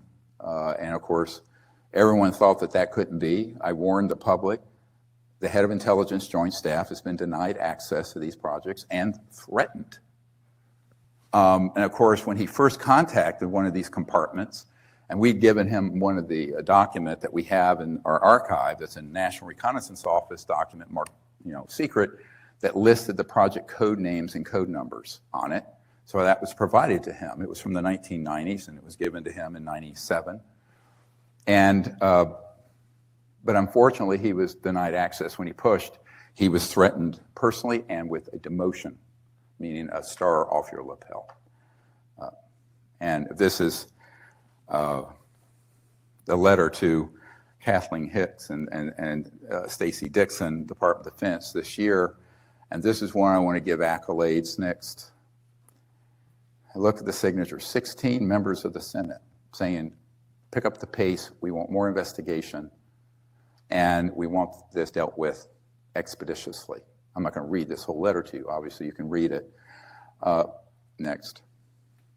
And then you have a stronger letter to Arrow, the current office investigating this, from Senators Marco Rubio and Mark Warner. Why? Because I know the folks who've been in there who have shared aspects of this about the extraterrestrial component. And in one instance, the director of Arrow, Dr. Sean Kirkpatrick, got up furious, stormed out of the room because he didn't want to hear it. So you cannot be a scientist and an independent investigator if your mind is already made up before you do the investigation. So are they going to do this correct or not? So this information got back to the Senate Intelligence Committee, which it should, and they wrote this rather strong letter, which I'm not going to read the whole thing to you. This is the CIA director whom I briefed. We have the documents proving the whole purpose of the meeting was to brief and discuss this issue, although he has since denied it and defamed me, and he actually, lawyers should be sued. Next. This is the letter from the head of the Arlington Institute, goes into granular detail about setting up this meeting with the CIA director and the purpose, and that my phones are tapped and everything we're doing is being watched. And quote, the most powerful interests in the world will do everything to stop this process. The letter is quite compelling. Next. I think that's the rest of the letter. Next. And this is the letter to me. Barry Goldwater is quite, I mentioned him. I did not brief him when he was a senator. It's way before my time. John McCain took his seat, for those of you who don't know that history. But John McCain, of course, is celebrated prisoner of war in Vietnam. But Barry Goldwater was World War II, he was quite a character. He was in his 80s when I was at his home in Scottsdale and that area, and his wife and he hosted me, and I had an assistant with me. And we started talking about this. And he said to me, I've been interested in this, and we have a huge file, Barry Goldwater, interest in this. But he told me this story that, and this was early on, I don't know, 90s, 4. And I'm just, discovering all this stuff as a young doctor. So in between emergency shifts and 4 children raising, I'd fly all over the world meeting with folks like this. And what he said was, Curtis LeMay, General LeMay, Air Force Chief of Staff, was a dear friend of his. And Barry Goldwater was a general in the Air Force Reserves. And so he asked General LeMay if he could get into the Blue Room at Wright-Patterson Air Force Base where extraterrestrial materiel had been sent in the early days, and which are still there. If they haven't moved them, I doubt it. It's a huge complex. And Curtis LeMay turned to him and said, excuse my language, God damn it, Barry, I can't even get into that area anymore. And if you ever bring this up to me again, I will personally see that you are court-martialed out of the Air Force Reserves. And they're friends, close friends. And I said, Barry, was he joking? He said, no, he was serious as a heart attack. So then I asked him, he says, who is running this? So I start naming the people I name who are on this senior committee. He didn't know that person and this person and that person. I'm not going to go through all of them. Some are deceased now. But finally, I named an admiral, Admiral Bobby Ray Inman. And he goes, oh, Bobby Ray, we've been friends for years. I said, well, he's only like in the top uppermost tier of that organization. He says, well, let me give him a call for you. I said, great. So he did. What follows next? Oof. So he makes this call, the Admiral Bobby Ray Inman. I don't know what was said, but it's put the fear of God in Senator Goldwater. His daughter, used to run Goldwater Foods of Arizona, calls me and says, Daddy can't make another call like that for you. He hopes you can get this done, but it's too dangerous. He can't make another call like that. That was the end of it, which is all I needed to know. That's all I needed to know. That's all you need to know if you have 2 brain cells firing, right? Put this together. I mean, obviously, it was an absolute threat. And you remember, these are thugs. This one is, a letter back from the Secretary for the Prince Charles when we provide the presidential briefing materials we put together for the president. And next. And this is a letter from Lawrence Rockefeller, who was helping us get some of this material to some key people, including the Clintons back in the early days here in '94. And next. And so it goes. This is the Lord Hill Norton letter to me, about the meeting. Next. These are only in here, Admiral Wilson, the letter that set up the meeting. Next. Next. All right. Why did I want to go through all that? Because people are saying that none of these things have happened, and they have. And these inverse witnesses, now this isn't all of them. What I call an inverse witness is someone who damn well should have been read in, denied access, right? And if you're in a legal system, you cannot deny access to a president or a cabinet member. I should have added to this list Secretary of Defense Cohen, who before he did get read in, was denied access to the Gordon Cooper footage of that landed craft out in Edwards Air Force Base from 1956, I believe, 6, 7, in that period. So when you have that happening, you have to ask yourself, how can this be? In the United States of America or in the United Kingdom and elsewhere? It's because the organization, the illegal secret government, shadow government that Senator Inouye acknowledged this existed and has been existing, still is running these projects, whether you're talking back in the era of Eisenhower or the current Senate Intelligence Committee, the President, National Security Council people. The only ones read in are the ones who are the devils embedded in the system to continue the secrecy. And that's a big problem in a democratic republic. It is the gravest threat to the rule of law in the history of the United States, bar none. So, what I want to say, thank you.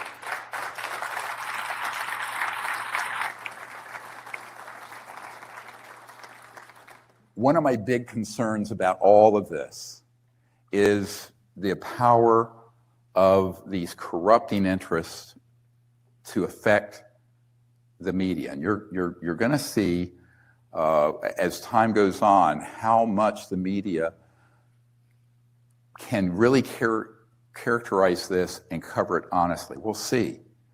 And the reason I'm rather skeptical, aside from some recent articles, is the fact that we know for a fact that the intelligence community working on this issue really does corrupt the media. But then this opens up a can of worms. For whom? It opens a can of worms for the media corporations. Because if we can prove that they have in fact been in collusion with an illegal and unconstitutional operation, conspiracy charges and criminal code does not shield them from being culpable. And particularly because they have certain rights and privileges. Listen, in the Fairness Doctrine and other laws and the protection of journalists and sources, and there are laws that protect the fourth estate, the press. But if they abuse their freedoms and they collude with an illegal secret government operation to stamp out the truth, to ridicule people getting to the truth, to be biased, etc., they should be liable in a civilian RICO action lawsuit. And so,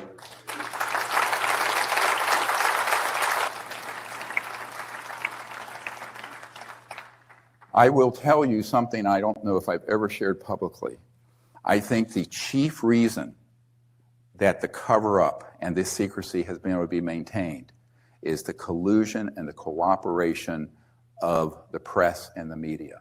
Because any journalist worth a grain of salt could take the first disclosure, 70 top secret witnesses who handled bodies, who were in facilities, and Mr. Sheehan was there talking about the Carter years, could take that, do an investigation, blow the lid off this thing.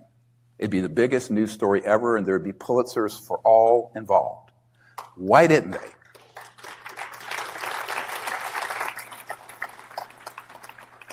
Now, most journalists are wonderful people. But when you get into the editorial upper ends, this is where they have embedded people who are dual agents. They're on the payroll of the intelligence community and this group that's corporate, and they're in charge of what appears on screen and what you see in print. And at that level, not the level of the reporters, you guys that are here, I think completely, it'd be rare that you would be involved, just like Mike Wallace was a victim. But the folks up there that kill the stories, change the stories, alter the stories, that's where the liability is. And it's a major liability because it makes a mockery of our democracy and of the freedom of the press. How can there be freedom of the press when the most important story in human history and the most important technologies that would literally save the biosphere and end poverty in a generation are subject to ridicule, suppression, etc.? You can't have it both ways. So at a certain point, we the people have to stand up to the media and say, no, we're not taking this anymore either. And we need to demand honest and fair and unbiased reporting on all of this.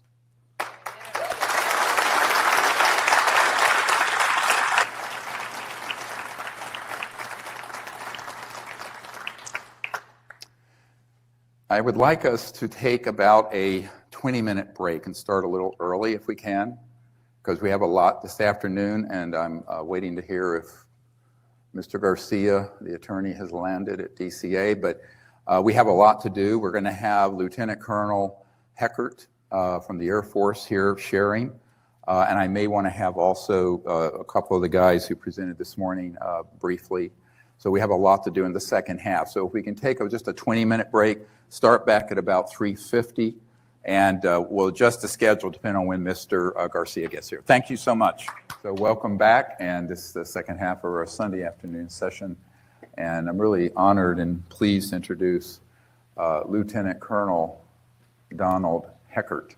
He's a very decorated Air Force pilot, U-2 pilot, had encounters with these objects back some years ago in the U-2, and has an extensive history with the Air Force and with special access projects. He is really a courageous man. I've met with him 3 different times, and I consider him now a friend and a brother in this effort, and I think he is a genuine hero of the United States of America. Well, let's welcome Lieutenant Colonel Heckert.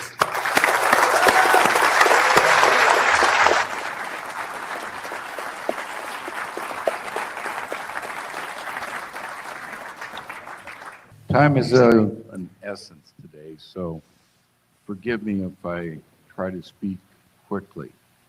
The other thing is that military people have a language of their own, and so if you don't understand something, wave your hand out there and I will give you the long version of that acronym. My name is Donald W. Heckert. I was born at Wright-Patterson Air Force Base in 1945. My father was a fighter pilot in Guadalcanal, and then later worked in New Mexico on the paperclip program, and then after that in Boston University, developing a camera called Baker Nunn camera. I'm a commercial pilot with over 7,000 hours. I have over 100 combat missions in Vietnam and also in the Middle East. Please don't.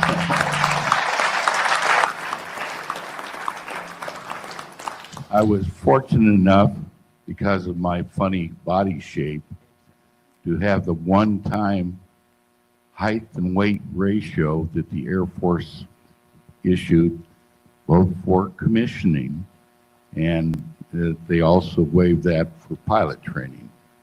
I've flown the U-2R TR-1, that black long-winged airplane that Gary Powers was shot down in, for 11 years operationally.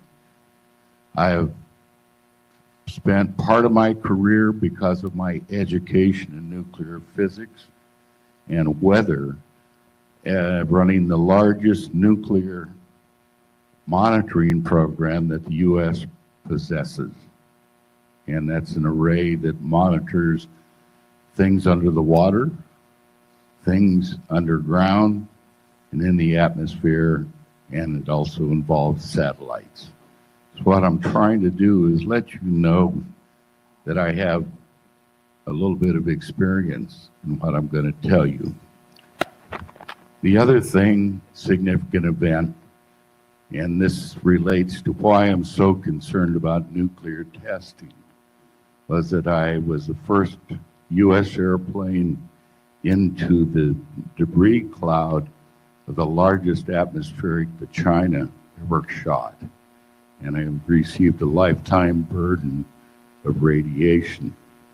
I also was involved with the reentry of a Soviet satellite named Cosmos 954, and that polluted a whole bunch of territory in Canada and the Slave Lake. You can all look at that. Later in my career, I commanded the largest detection network that the U.S. possesses in Alaska. It also has nuclear power generation for one of my sites. And we sample the background and have sampled the background of nuclear radiation weekly since 1945. And so there's a database of what's going on. After that nuclear monitoring assignment, I was assigned as a project officer to Wright-Patterson Air Force Base, where it was my job to manage the U-2, TR-1, SR-71, and other classified programs for the National Command Authority. Part of those duties included the requirement to go to the HAC, which is the House Select Intelligence Committee, and the Senate Select Intelligence Committee to justify black budgets.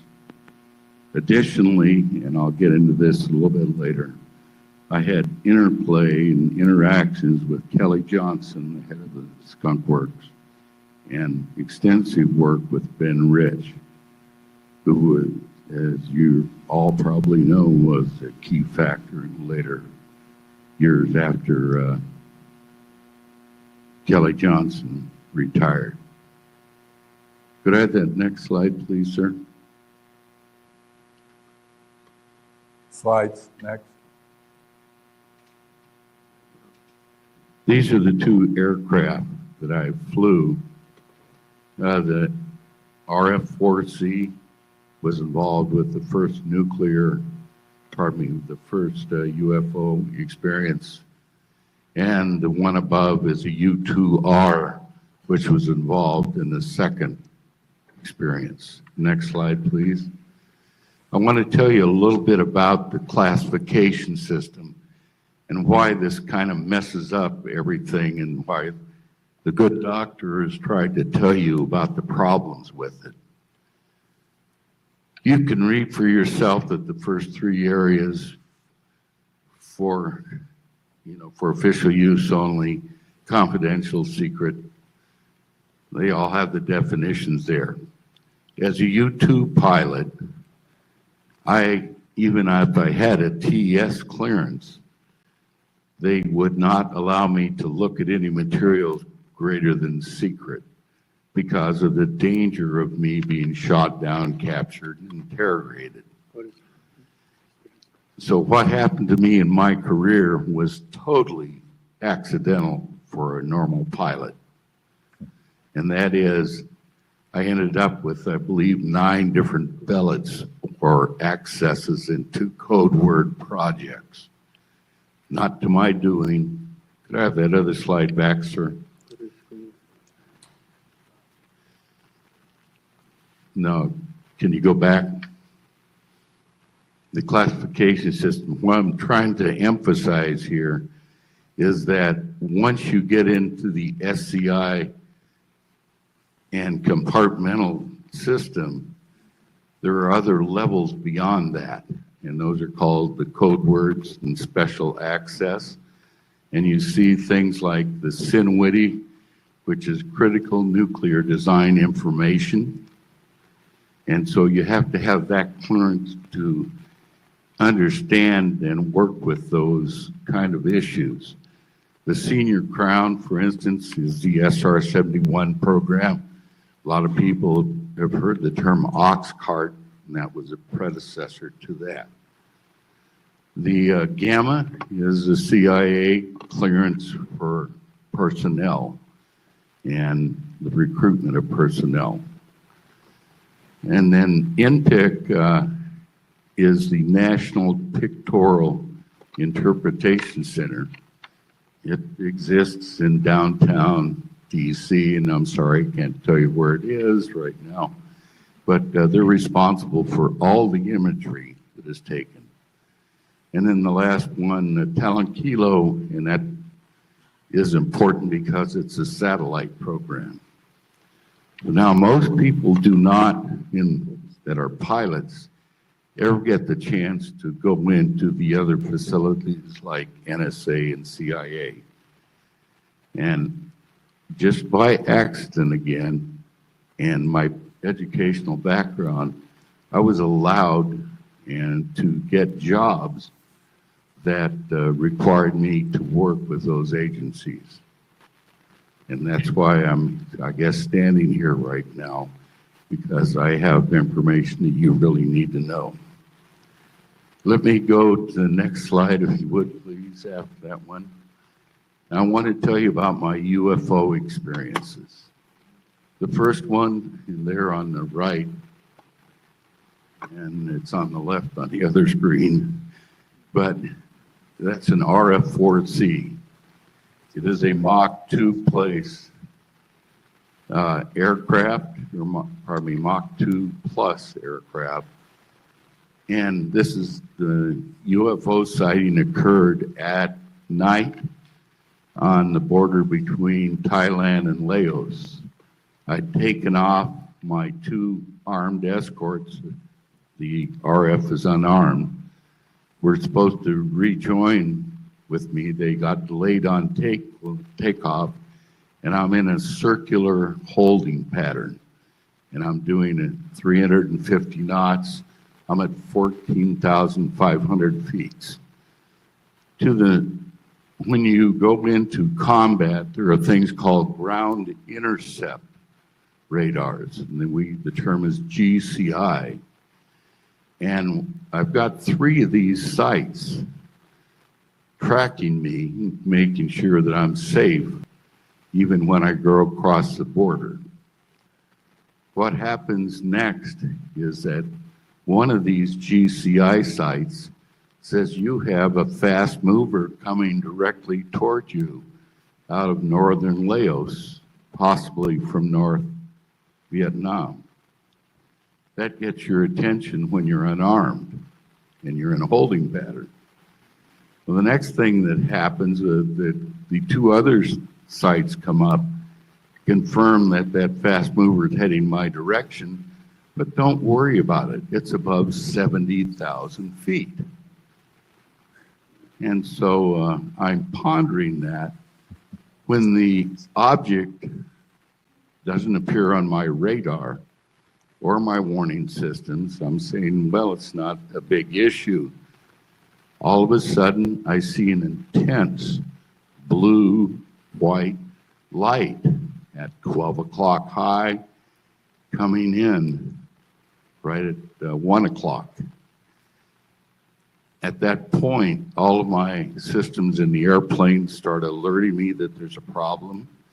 The airborne early AWACS program called DISCO, or it's a Lockheed product, Constellation, that is a radar airborne protection airplane.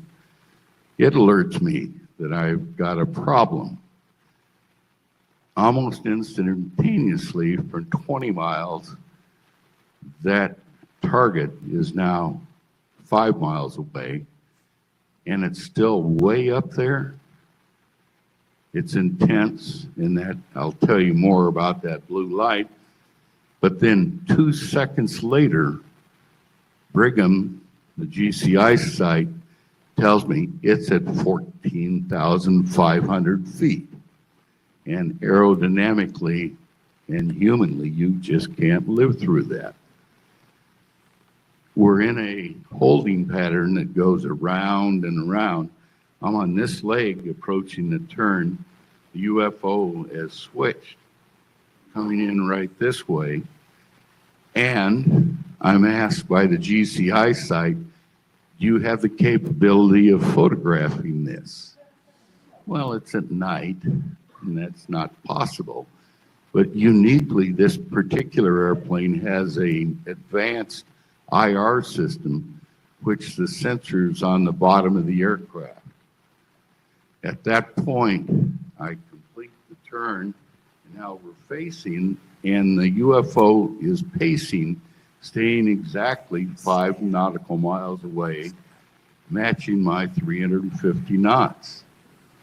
At that point, because they told me to intercept, I go to afterburners, quickly accelerate through Mach 1, and start to close on that UFO.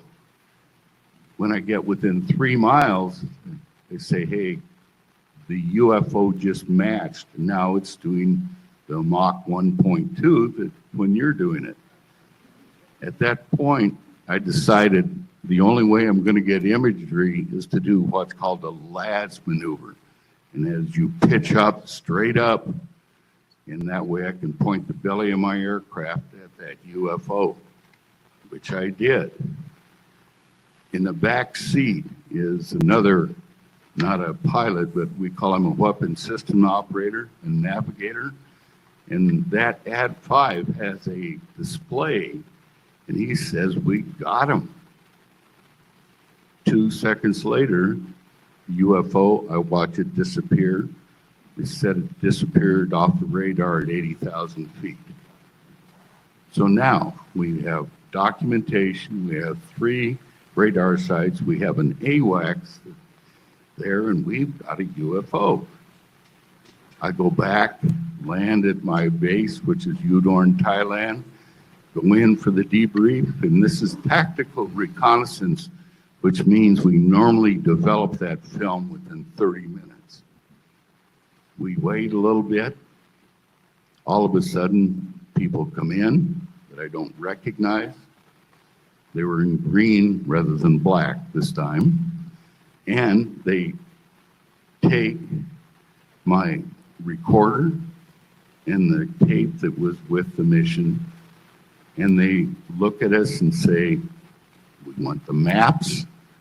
And I give them the maps, and then they say, we're done here, forget what you saw.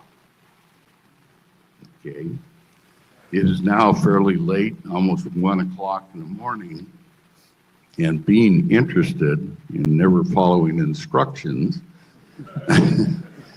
I call the first GCI site on what's called the Audubon telephone system and say, hello, I'd like to speak to the duty controller.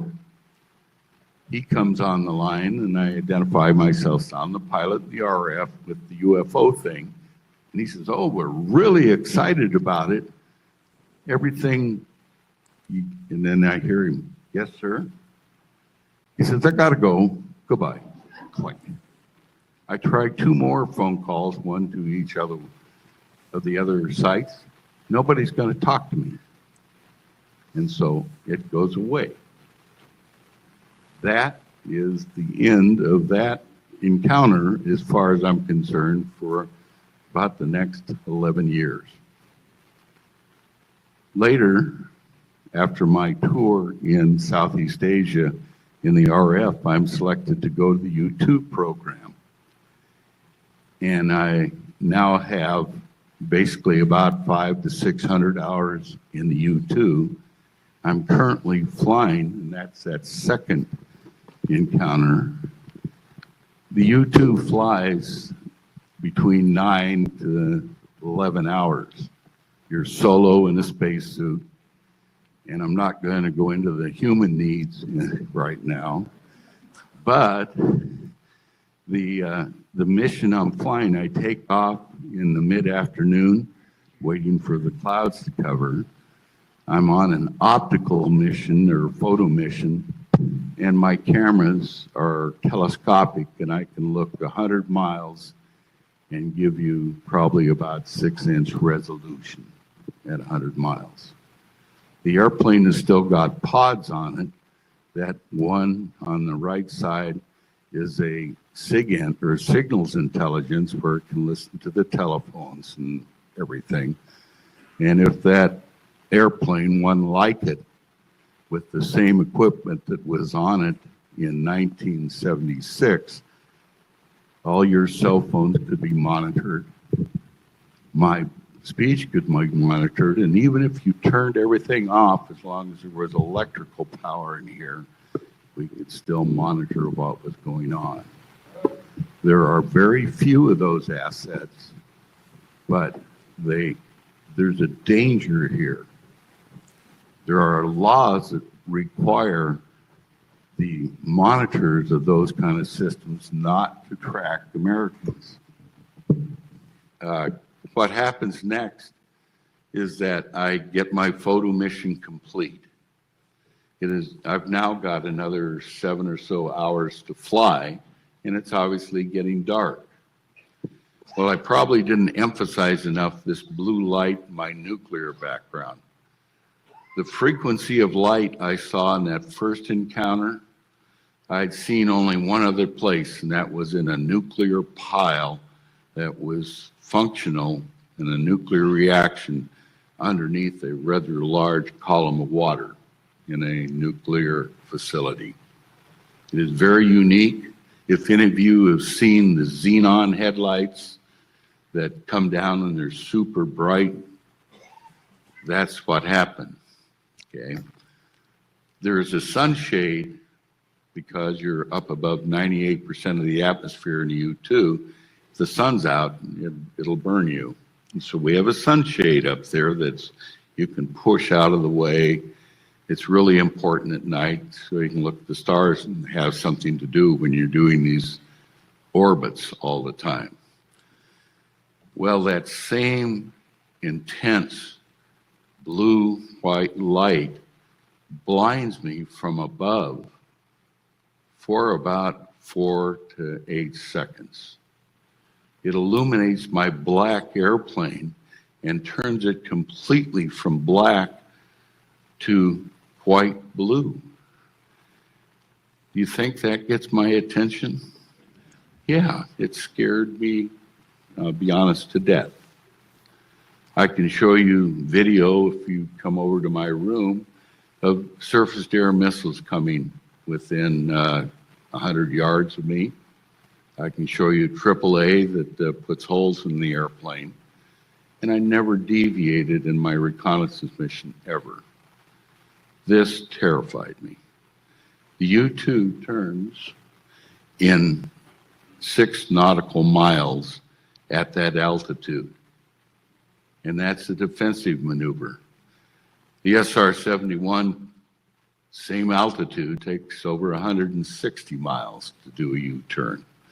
And so nothing in the world, to my knowledge, except another U-2, could make and keep a light on me. I abort that mission. That would normally be a really big deal. I land and nobody wants to talk to me. All I do is make out the forms and go away. Okay, those are the 2 encounters.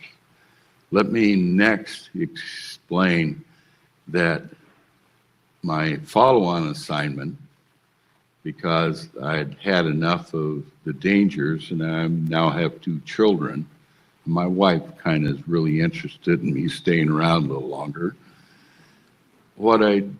I accepted an assignment to Alaska, where the world's largest nuclear detection capability resides.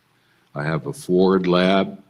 We fly a weekly background to make sure, and this is in the northern latitudes. We have a seismic detection capability, and we have a underwater capability for detection and satellite detection. my first month there, we have what is called the Vela incident. You can look that up on the internet if you want. It's capital VELA. But what that is we detected in Alaska a under the water shot that took place off of Africa. The Carter administration denies that happened. My boss gets fired over the issue, and he's at headquarters at AFTAC. And guess what? 2 years later, I have Chief of Staff Mathis, the chief scientist for the White House, and the Secretary of the Interior come to my SCI facility. And this is so compartmentalized, and this is what I was trying to explain with the definition of intelligence, that base wing commander, the 06, and the wing commander at Eielson Air Force Base could not come into my facility.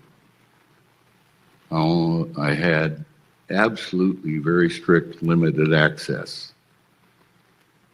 Anyway, those three people, after the briefing that we gave them, and I've got the documentation I can furnish if required, but they believed that that event took place. I find out years later that the results of that briefing and the other research they did caused South Africa to give up 5 nuclear warheads. Their other developer that was a joint shot of Israel has never acknowledged that they participated in that activity. From there, I was selected to go to Europe with a new airplane called a TR-1. And I need to explain again how this expands my accesses. There were 4 people, the wing commander, the director of operations, the intelligence officer, and I was the chief of ops and training for that new airplane. We went there ahead of the arrival of the new airplanes by about 90 days. You do what's called a bed down. And what that means is you're going to prepare all of the agencies, the hangars, this sort of thing, and any construction for this new airplane. And it's going to take a year to get to the point that you're combat ready. Because the intel officer got sick and the backup intel officer had gallstones, only one person had a clearance, and that was me. And so I'm forced now to do 2 jobs, the training job and the intel job temporarily. And that requires me to go to headquarters, use SAFE, and learn about all of the other operations in the European and electric and the African theater about what's called the peacetime reconnaissance program.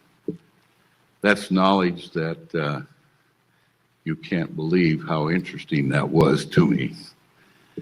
Anyway, I performed, that's supposed to be a 4-year assignment, and at the 14-month point, I am called by the head of Strategic Reconnaissance Center and says, if you want to fly actively again and operationally, you have to say yes. And I said, where's the job? And he says, I can't tell you. But I said, well, yes, throw me in that briar patch. The airplanes aren't here yet. And so 14 months into that 4-year tour, I go with another agency, and that location is classified. I can tell you it's in the Middle East. I do a job as the commander there, and we had an incident that involved the hijacking of a TWA 727 that got a lot of national news. Delta Force worked with us, and therein came a number of operational conflicts, which unfortunately I can't tell you what they were, but they caused the Secretary of the Air Force to ask if he could come to our site, and the other two agencies denied that access. Because of that access and those problems, I had an assignment canceled as the chief test pilot at Edwards for Black Program U2 and TR1. I get held up on this remote area for almost 2 weeks. My family is asking me, where are you? What are you doing? And who have you made mad? And at that point, I am told I'm going to Wright-Patterson Air Force Base to become the special project officer for the U2, TR1, SR-71, and other agencies' developmental projects. As such, I have to justify the budget again to the Congress. That assignment goes well until I am asked to audit things that are going on in Area 51. When I arrive at Area 51, my whole purpose is to look and see why the money I'm spending isn't producing results in the programs I'm responsible for. There are 3 significant events. The first one involves a security violation, and this again is why I'm speaking to you about it, about something that I can't identify because I don't know what it is, but I'm in the chow hall and listen to 2 Navy people discuss pictures they've taken at night, unauthorized, of classified activities. And because my activity that I'm checking on and a number of other activities there, I report that as a security violation. Those people are immediately arrested, and their motive was totally to make money selling pictures of what they gathered on their low-light TV and IR systems. The next one is that I can't track where a lot of my money is going without results, and I find that other programs are utilizing my time and not paying, not acknowledging it and not allowing my programs to advance, and that puts them in jeopardy. The only way around that is to do what is called an Air Force suggestion.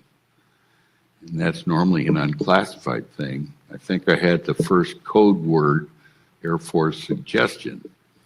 And one of the benefits of that for the people that put that kind of thing in is that they get a portion of the money. And if I remember right, I think it's around 1% to 2%. Well, when you save millions of dollars and then it is accepted, there's a problem, and it's called a PR problem. And my boss calls me in, tells me, congratulations, we saved all this money, but we're changing your job description to include the programs that you wrote about. And so now we're not going to give you anything. You kind of go away. Well, at that point, I've decided I've had enough. My risks are to the point, and my family's growing up, and I have 4 children at this point in time, that it's time to leave the Air Force. A week before I retire, the IRS calls me down to downtown Dayton, Ohio, and I'm informed I'm being audited. Okay, you see some of the tactics that people use. That's concerning, isn't it? Well, they allow me to retire to Alaska. I am now in the gold mining business, and in order to keep the claims that we have, each year you have to do improvement filing. I go into the federal building, 2nd floor in Fairbanks, Alaska, flying in, that 60, 70 miles from the remote area, and hand in my paperwork to the recorder and clerk there. And she looks at me and says, okay, I need ID. And so I give her my Alaska driver's license. She goes away for about 5 minutes and comes back. We need a second form of ID, sir. And I give her my retired military ID card. She goes around the GSA petition, and I hear he's the one on the wanted poster. Well, my agency training pays off. I'm obviously not there, but I call the number I'm supposed to and say, we got a problem. The problem is that they do what's called sheet dipping in your orders.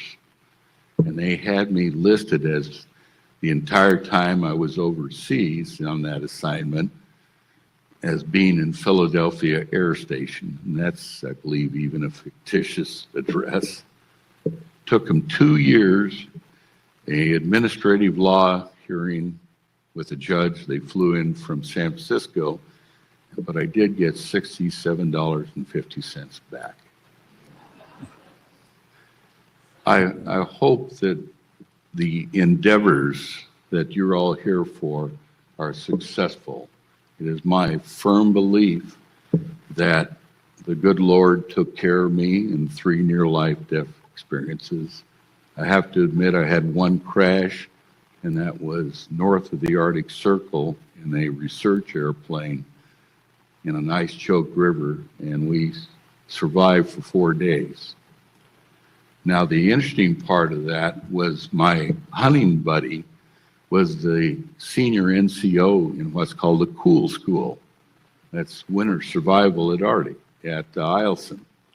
Really a great guy. His name is Joe Witch. When we fly back and land, they make you debrief and they separate you and say, okay, tell us what happened. This is both the FAA and the survival people are really interested. We tell them and we get back together and they say, Colonel Heckert, you need to tell us about this discrepancy. You said you had about 30 days of food. We smoked meat in that 4-day period from a caribou we got. We got some ducks that were frozen in the freshwater lake. And we prepared to walk out on the river. And when it froze up, it obviously wasn't fully frozen yet. And I said, yes, that's correct, about 30, 35 days. And they looked over and says, Chief Witch, you said 75 days. What is the issue here? And he looks over to me and says, Colonel Heckert's a rather large guy. Anyway, God bless you for listening. I hope that we can tell you more. And thank you, Doctor. Thank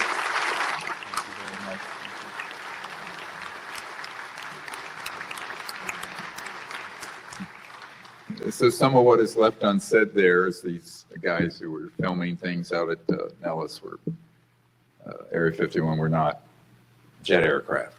Enough to be said there. There's a lot more information that the Colonel has, but I think, you know, that's for a hearing at some point.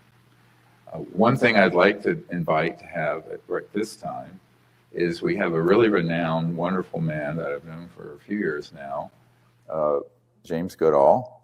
If you would come up and just briefly share your account of your conversation with Ben Rich prior to his passing. He's a very a wonderful aerospace historian, and thank you for being here and sharing.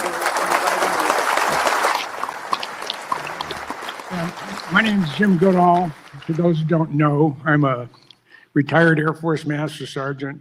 My last 16 years, I was a historian, but my passion has always been Lockheed Skunk Works airplanes, from the P-80 to Have Blue to U-2 to the Blackbirds. And over the course of my many years digging and probing and being a pain in the butt to a lot of people, I became friends with Ben Rich. Ben Rich was Kelly Johnson's replacement. And for some reason, I got on his call list, and we talked quarterly for a little over 20 years. If I didn't call him, he called me. And in December of '94, Ben was near the end of his life. He was suffering from esophageal cancer from breathing the chemicals used in low observable materials. And that's one of my areas of interest as well.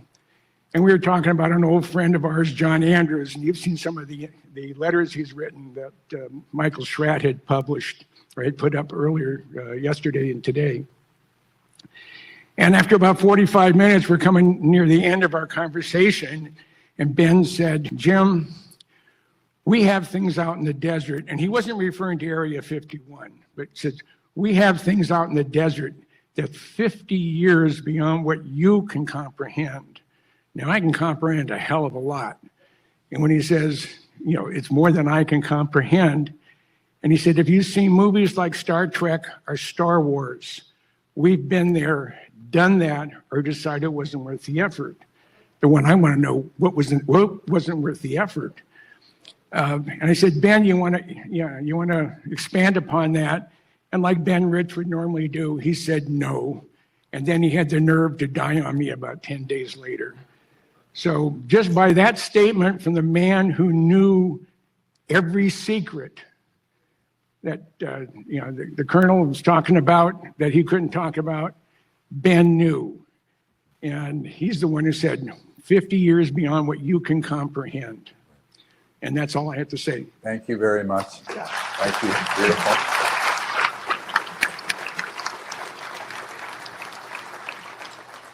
I'd like to just make a point here is that I said this yesterday, there's a million pieces of this that have to be put together.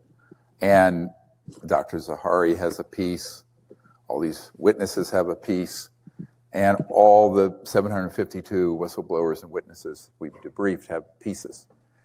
But another, I think, very important piece goes back to the end of World War II. And I'm very pleased that he has agreed to share this story briefly. We're running out of time a little bit, but it's an important story because we have Senator John Warner's son here, John Warner IV.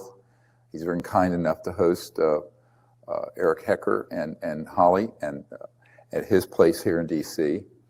And he has a very important story to tell you about what his grandfather shared prior to his passing. And his grandfather was the Paul Mellon of the Mellon family. So if you would come up and just share that, it would be very much appreciated.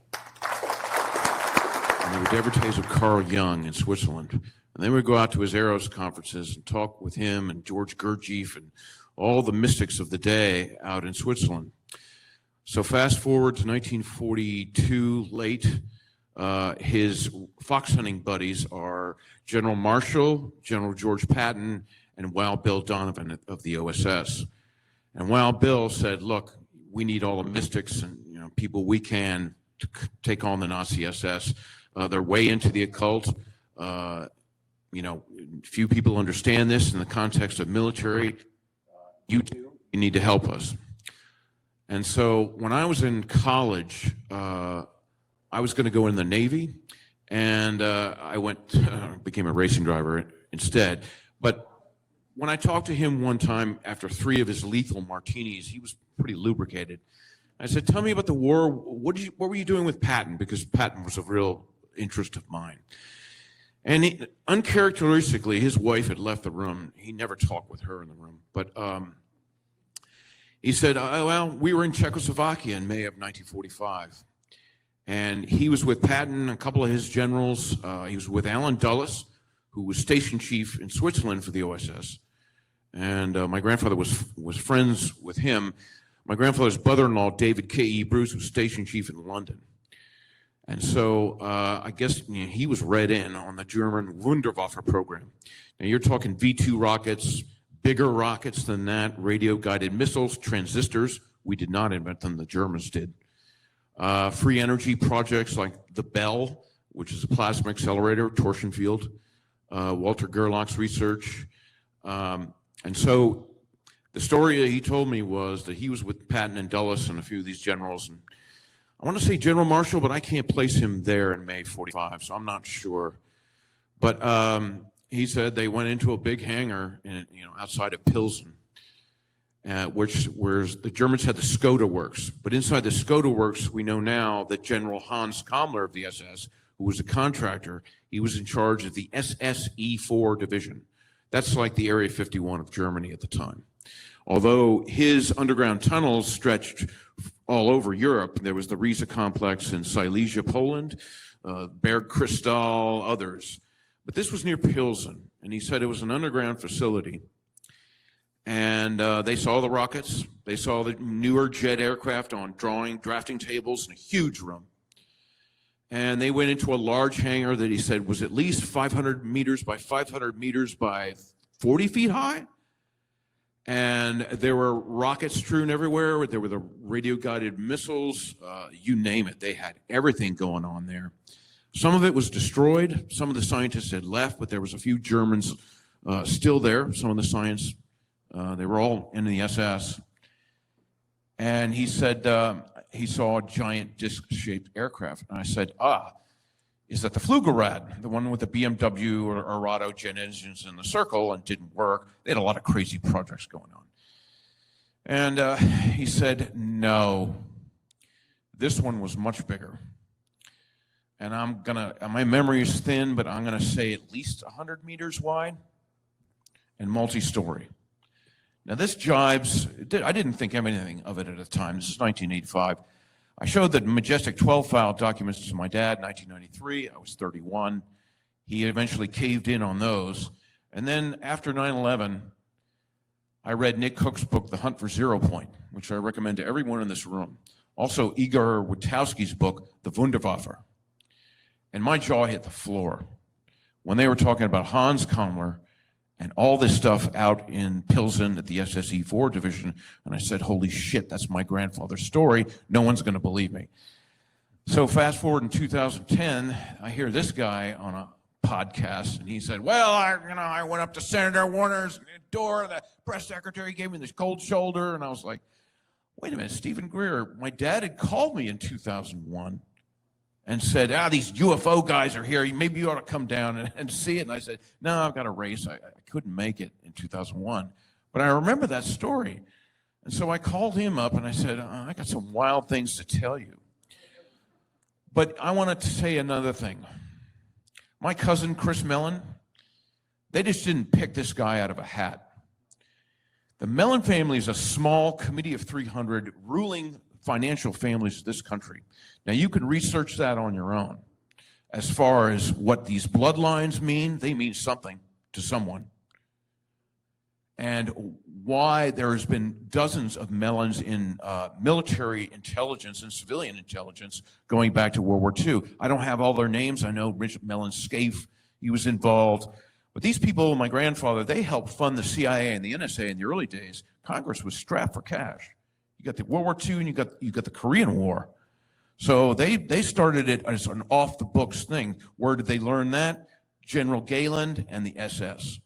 The SS was a financially independent fiefdom, an empire, which actually Hans Kammler came up with the idea of renting slave labor to the German corporations, Krupp, Mercedes-Benz, Messerschmitt, you name it. And they would pay the SS. This is how convoluted this is. So when you hear the UAP task force, and this Grush affair, and my cousin's stamp of approval on it, well, that raises a huge red flag with me. I think they're using the Pentagon denial as controlled opposition. I think they're trying to get a hold of this narrative. After 80 years of subterfuge and skullduggery, they're trying to get the hold of this narrative. And I'll never forget, an admiral once told me in my dad's office, he said, this is when I used to see Bobby Ray Inman in my dad's office. They were all friends. He said, in the future, they're not going to give a damn about whether or not the public knows about crashes or little gray men or tall reptilian men with feathers or, and all this stuff. They don't care about that. They care about keeping the dirty laundry secret. And we've talked about it. These brave men came up here and showed you some of the drugs that have been moving around. There's no war on drugs. The DEA and the CIA has been importing drugs since the get-go, since the days of Joe Kennedy and offshore oil rigs, purportedly. And that's the Bush family. I mean, this gets really convoluted, but, you know, I've grown up in this world. My father showed me how the deep state worked because he took me with him everywhere. Starting at age 8 when he was Undersecretary of the Navy, I went to him with every naval base in the world almost. And I said, what are you doing in Antarctica? I was 14. He'd had a few drinks that night and had an argument with Liz Taylor, who she believed in UFOs and because she saw one off of California with Eddie Fisher. And she says, your dad's hiding something. And I said, I know he is. I know him better than anybody. And so he had a few drinks one night. This is 1976. I was 14. And I said, come on, man. I'm your son. What's going down in Antarctica? That's a long way to go. You can test equipment in Alaska up the Arctic Circle. What's the big deal? Now, I didn't know the Germans had started going to Antarctica in 1903 and had been going back and back and back. Because the word is, can't prove it, but Admiral Byrd was on a couple of those German expeditions in the 30s as an advisor. So my dad, you know, he said, well, we got sub bases. We're drilling out the ice. You know, we've got to have, the Russians got them, you know. God damn it, you got to counteract the Russians. And he said, you know, and I said, well, okay, why Antarctica is so far away? You know, it's 100 degrees below zero. And he looked up at the night sky. It was Switzerland. And he pointed up. And he just said, space operations. And I didn't think anything of it until I read Nick Cook's book. Plus, I read the MJ-12 documents. Showed him to him in '93. That put the fear of the universe in me. And so it's all started to piece together. My grandfather's story, Nick Cook's book, Dr. Greer's work, everything. And I thought, holy shit, no one will ever believe me, but he did. And later on, I asked my dad at the end of his life, I said, I'm going to go forward. And he's like, I urge you to, because your cousin Chris is not telling the truth. He's lying by omission. And when they get up there in 2017, say, this is a mystery. He is lying to the world, him and Louis Elizondo. Bald-faced lie. Thank you. Thank you.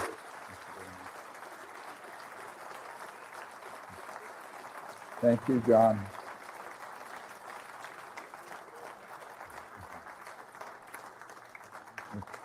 Excellent. And by the way, something he didn't mention, his grandfather, Paul Mellon, said, no, this is not with the jets. This is an electrogravitic. This is electronic. And keep in mind, now, you know, see tonight at the screening of The Lost Century, which will premiere officially at LA Live on July 8th. Hope you all can come as my guest. There'll be a lot of fun people there. Fred Durst of Limp Bizkit, who narrated the film. There'll be a lot of fun people. We'll have a great time. And there'll be an after party, and we'll party hardy. But one of the interesting things that you'll see in there is that the B. Phil Brown effect and T. Townsend Brown, that was late 1920s, where they were doing very high voltage systems where things would levitate. The Kautsky-Frost experiment was in the late 20s in Germany, confirming it. So this is why we call this the lost century. There is at least a century of extraordinary technologies, which if used peacefully and for humanity, will completely transform all life on Earth. And it's one of the reasons why what he was just sharing, Mr. Warner was just sharing, is so important to pull the cover back on, and that's the continuous gaslighting of the media and the Congress on the facts of this, because they simply keep getting manipulated in the media and on Capitol Hill with people going up there telling false narratives and also, as he said, lying by omission when they know better. And I think we have to, as a people, say that's also has to end immediately. And the only way to do it is to expose it. So,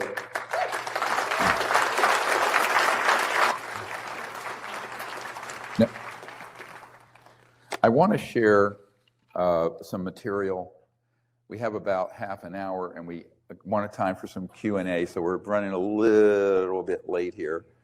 But I just want to mention very quickly something I was going to spend a little more time on, and that are the dangers of an unsupervised, rogue, illegal secret government having technologies that involve the scalar aspects. In other words, if you guys can have a seat, please, when I'm finished. So that we can actually target, this is what you're referring to, in deep space. Now, the problem is, I warned of this, this was one of the purposes of my briefing of the head of the Defense Intelligence Agency, is that I knew then, in the 90s, that there were systems that were targeting not just UFOs that were in Earth orbit or near Earth, but objects way out in space. And if you understand quantum entanglement, where basically every point in space and time is connected, and you're dealing with scalar systems that have been weaponized for decades, those have been used in an unsupervised way to target places very far out in space of extraterrestrial origin. Now, what's the problem with that scenario? Instead of this issue being handled by scientists, diplomats, and known by the public, it's run by a bunch of rogue people who are like the madman riding the rocket down in the, the Dr. Strangelove, that scientist, for, detonating a nuclear bomb. They simply cannot continue to do this, because at some point, I want to be very careful what I'm saying here, very careful. I do not think there are overtly hostile civilizations out there, but as I said, they are getting fed up with our hostility and operations with their technology, which are now becoming an existential threat way out in space. And I mean beyond our solar system. For that reason, at some point, there's the risk, a grave risk, that these covert programs, if they aren't brought under control, will cross what I call the extraterrestrials' red line, because there is a universal right for them to protect other places. So this is something no one is talking about in the community or on Capitol Hill, and it needs to be talked about. So keep in mind, 75, 80 years of technology, like this SS disk, and you figure on the shoulders of that and the work from the 20s forward into the 40s, and then that combines with studying extraterrestrial material. If you think that there have been no significant breakthroughs beyond the B-2 stealth bomber, you need to have another thing coming. And unfortunately, the legal constitutional government of the United States is not in control of that. There's a Frankenstein illegal secret government, shadow government, that Inouye referred to, that's gotten up and walked away. That has to be absolutely reined in as soon as possible. Now, I want to just share a partial list of the crimes that we can document in the Disclosure Project Intelligence Archive and from the hundreds of witnesses that have come forward and their correspondence with us that have been committed. Here we go. Treason against the United States, murder, mass murder, torture, kidnapping and abduction, embezzlement of government funds, bank fraud, money laundering, illegal surveillance of U.S. citizens, insubordination and insurrection against the United States, false imprisonment, witness and whistleblower intimidation, theft of intellectual property, trespassing, burglary, framing of innocent people. Remember the child pornography put on my witness, cell phone and computer? Government corruption, blackmail, bribery, illegal use of government and military property, and many more, including now, we've just added a count of slavery. Slavery now happening through these covert programs, taking people in crates on board ARVs in experimental programs. So I think I want to remind people that all members of Congress and people in the military take an oath. I do solemnly swear or affirm that I will support and defend the Constitution of the United States against all enemies, foreign and domestic. Domestic. Cool. Yeah. All right.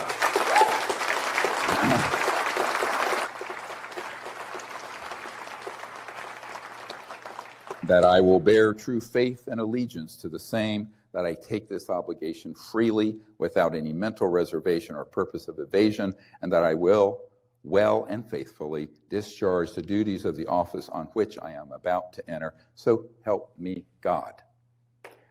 Now, with the evidence that we have, there are a set of recommendations that we are making that are very important. If we can put those up. White House and executive order recommendations. I'm sorry, these got a little out of order. Oops, yikes. Oh well, it's okay.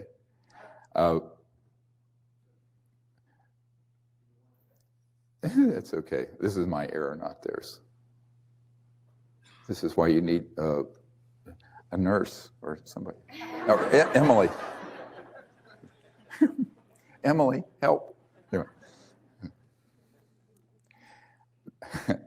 We're recommending that the investigation of the UAP and UFO projects based on disclosure intelligence, archive, and other actionable intelligence commence immediately. That is not actually happening yet, just nominally. Presidential executive order to immediately stand down all targeting and attacks on ETVs, extraterrestrial vehicles. An executive order requiring all military and intelligence contractors and other agencies of the U.S. government to disclose to Congress and the White House all information, materiel, technologies, locations of UFO, UAP related assets. If not complied with within 6 months, offending parties should be prosecuted and tried for treason against the United States of America. An executive order to require the State Department and Pentagon to coordinate global diplomatic and peaceful response to extraterrestrial civilizations. An executive order requiring the immediate release of all U.S. Patent Office patents which have been illegally, I should add, seized under the corrupt use of national security provisions. The executive order to immediately require U.S. Space Force and Pentagon to coordinate assets with the State Department, UN, and other foreign governments to initiate protocols for peaceful diplomatic contact with all extraterrestrial civilizations. An executive order to immediately disclose advanced energy generating technologies, zero-point, quantum vacuum, plasma generators, etc., for peaceful use. Electrogravitic, anti-gravity propulsion to remain classified pending review of military applications and national security concerns, because those can be used as weapon system launch platforms. So this is part of what we're going to be recommending, are recommending. And then in the congressional recommendations, the Congress needs to immediately pass $50 billion to support research and development and application of zero-point and related, quote, free energy systems, requiring all research to be open source and disclosed.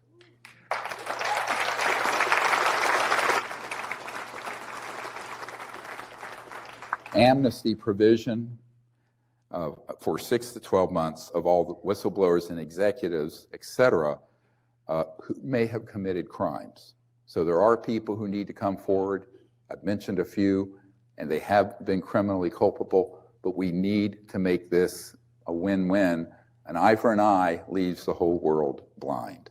After this amnesty period, individuals and corporations, both private and governmental, should be vigorously prosecuted. Congress to convene open hearings with whistleblowers and evidence that the Disclosure Project Intelligence Archive is in possession of. And as I mentioned, all that has been conveyed to them as of this past Monday. Congress to pass legislation to explicitly protect personal safety, pensions, and private assets of all whistleblowers. So those are the beginning.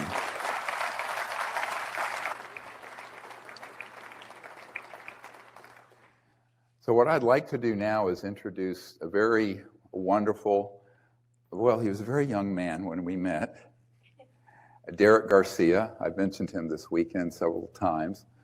He was a student at Wesleyan, I believe, when the Disclosure Project event in 2001 happened. Now he's in his early 40s and an attorney. And he has helped us over the years and is a wonderful, knowledgeable attorney who knows a great deal about this subject. He actually volunteered for the Disclosure Project after that event, if I recall. And he has a very important information to give you about the Disclosure Project Legal Defense Fund and the strategies that we're developing. He has done this also with the help, critically important help of Paige Fox, who's here. Where's Paige? Thank you very much. Also, because this is an all-volunteer effort, there are dozens of attorneys and other legal professionals who have now at this point offered their services pro bono to help with this undertaking to not only pursue RICO actions in a civilian RICO, but also other actions for private individuals and against corporations and against certain agencies of the United States government, not under RICO, but in separate actions. They are also there to defend all you whistleblowers and people coming forward, because you are no longer bound by your non-disclosure agreements, since we can now prove in a court of law that those projects are criminal and illegal operations. They cannot cite any law to punish you or to restrict you. And if that's attempted, please contact me personally immediately. So with no further ado, Derek Garcia.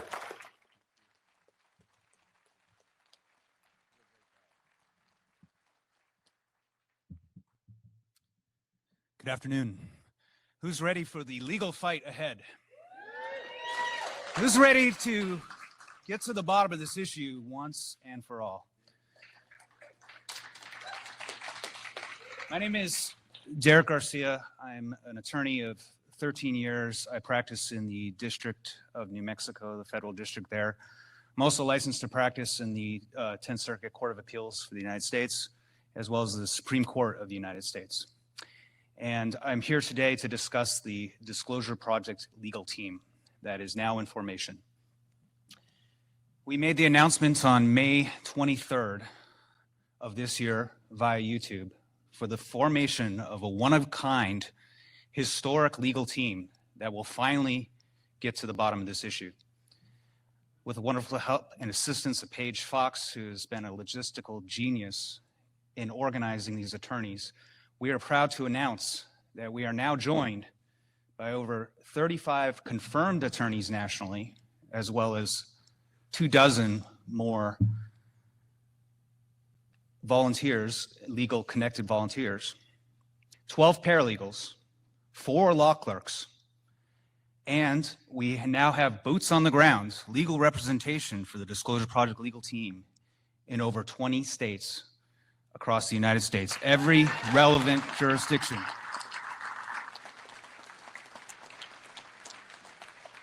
We also have very well-known attorneys internationally in the UK, Australia, and a number of other legal volunteers, pro bono attorneys, civilian lawyers coming forward to finally put an end to this embargo on the truth.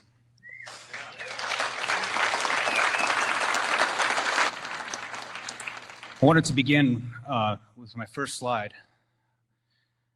A personal hero of mine, U.S. Supreme Court Justice Thurgood Marshall. Sometimes history takes things into its own hands. If I may have the next slide. Disclosure is inevitable at this point. The only question is timing, just how detrimental the climate and environmental damage has to get before we put this issue to bed. This is a one-of-a-kind and non-partisan volunteer legal team in formation.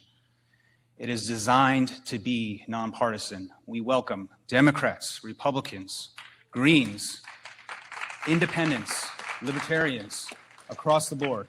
If this is going to get done, it is going to take every sector of the political spectrum, regardless of political affiliation.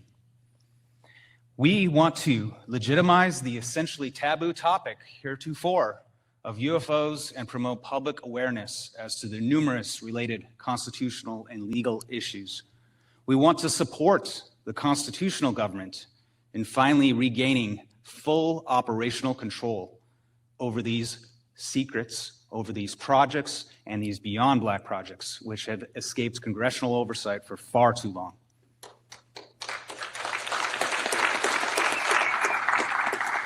We are going to seek the truth about propulsion and advanced energy technologies capable of immediately solving world hunger, poverty, and the energy crisis that we are faced with.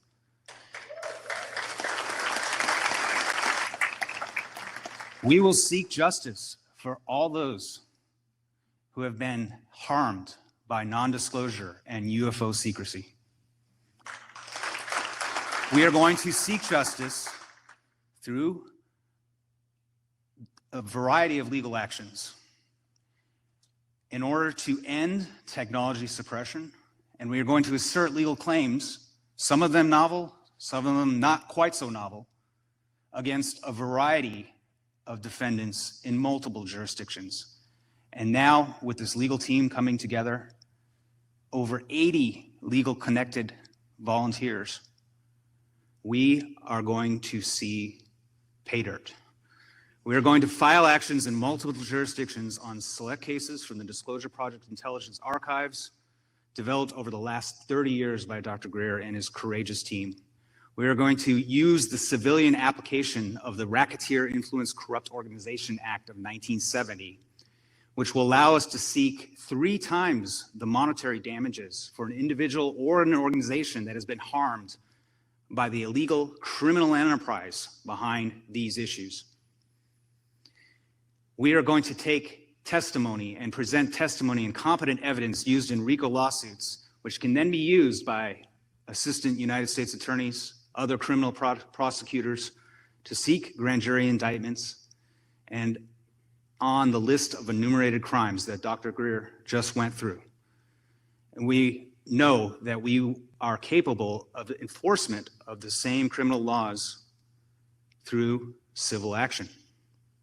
We're going to use the case of Bivens versus 6 unknown named legal agents, which is a U.S. Supreme Court case that ruled there's an implied cause of action to be extended under the 4th Amendment, which governs illegal searches and seizures.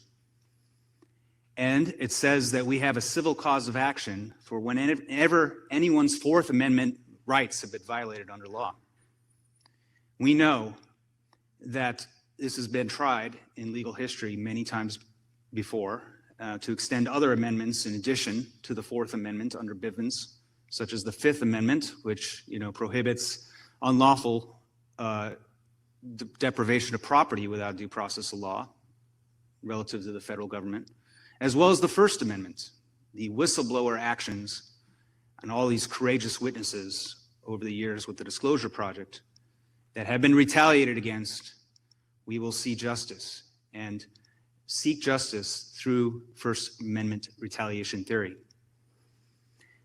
We will also go to other important rights enshrined in the Bill of Rights, and there are many, many, many rights at stake. If there's any time to argue for an extension of existing law and to apply new legal theories, this is the issue. The UFO ETV issue is the issue of our time.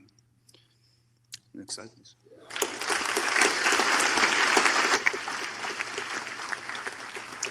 If I may have the next slide.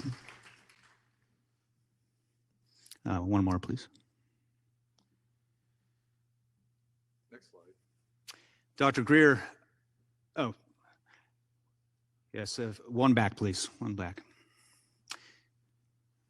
Yes, that's fine. For the first time in history, courts will be required to examine and adjudicate whether certain seizures of technology had a legitimate basis in national security. They will be required to conclusively declare whether a secrecy or a gag order against the government or military personnel were justified, and whether these orders were implemented via legitimate congressional or executive branch authorization and oversight. We can confidently say that no such legal authority exists in the majority of these cases. At the 2001 Disclosure 1.0 press conference, over 400 highly credentialed witnesses first brought to light in Dr. Greer's first book and during the initial press conference in 2001. These are people with reputations at stake. These are highly credentialed military, government, intelligence witnesses. We will not let them be ignored any longer. In the 2023 conference happening tomorrow, over 750 highly credentialed witnesses in government, intelligence, and the private sector and defense contractors have now been identified. And there are several thousands of ordinary people and lay witnesses documented by the Disclosure Project and other major ETV UFO study organizations to date. These numbers matter. Next slide, please. Dr. Greer mentioned the otherwise, unless otherwise, UNOD letter to Congress and the Clinton administration in 1997 and 98. It clearly states that credentialed government and military whistleblowers would be coming forward, and they would offer explosive eyewitness testimony directly related to the UFO ETV issue. No such explicit instructions prohibiting this public disclosure were received back from either the legislative or the executive branch, fully permitting the witness testimony of May 9th, 2001 at the National Press Club, Disclosure Project 1.0. We are going to build on these efforts. We invite you to join our growing legal team. We now number, as I stated earlier, over 80 legal field connected professionals, 35 attorneys, 12 paralegals, 4 law clerks, and numerous law enforcement connected investigators. June 4 was our initial meeting. We have now added to our numbers exponentially, even since that very first meeting. We are capable of filing an action in each relevant jurisdiction in the U.S., in addition to a growing list of international team members. While we cannot say for certain names, we want to protect people's and their names and reputations, especially law clerks. If they work for a judge, it can be quite sensitive. But we are in the process of clearing our courageous volunteers' names for public disclosure, and there are some very, very prestigious attorneys who have signed on for this one-of-a-kind and historic effort. We need attorneys with experience in civil rights, national security, criminal prosecutions, criminal defense for alleged violation of NDAs and or illegal secrecy oaths and clearances. We encourage everyone to show up, suit up, and stand up for your country and the world.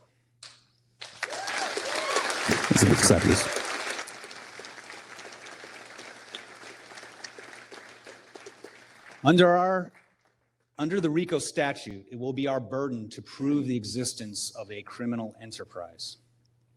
And as a first bit of personal testimony regarding my own personal experience, I offer a small piece of the story.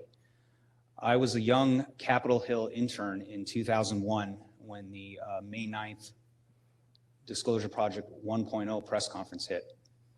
It had recently aired at that time, and it was the largest internet broadcast in history at that time, even with the suspected jamming that was going on and suppression techniques later testified to by the personnel at Connect Live. Unfortunately, much of the event seemed to be buried in print-only stories in the back, of the major media stories of the day, without featuring any video of the numerous witnesses and without conducting any follow-up interviews of the numerous government witnesses, including a highly ranked Brigadier General, Stephen Lufkin, I think mentioned earlier, astronauts, an FAA division chief, a DIA intelligence official, former NASA contractor, and numerous others, highly credible witnesses, totaling over 400 credentialed witnesses at that time. To quote one of my personal heroes and a hero of American history, Senator Daniel Inouye, there exists a shadowy government with its own Air Force, its own Navy, its own fundraising mechanism, and the ability to pursue its own ideas of the national interest, free from all checks and balances and free from the law itself. As a young Capitol Hill intern, I thought, surely he must be joking. Surely, he must be exaggerating. I have recently executed an affidavit. It might be a little hard to read for members here in person, but it details my experience on Capitol Hill as a young intern. During my internship, thank you. During my internship, I distributed numerous copies of the Disclosure Project Executive Summary and written materials to various members of Congress and their staff, including direct submissions to Senators Lieberman, McCain, Jeffords, Feinstein, Wellstone, Miller, Broad, Clinton, and Senator Warner. And mostly while they were traveling to and from roll call votes on the Senate floor in the underground subway system.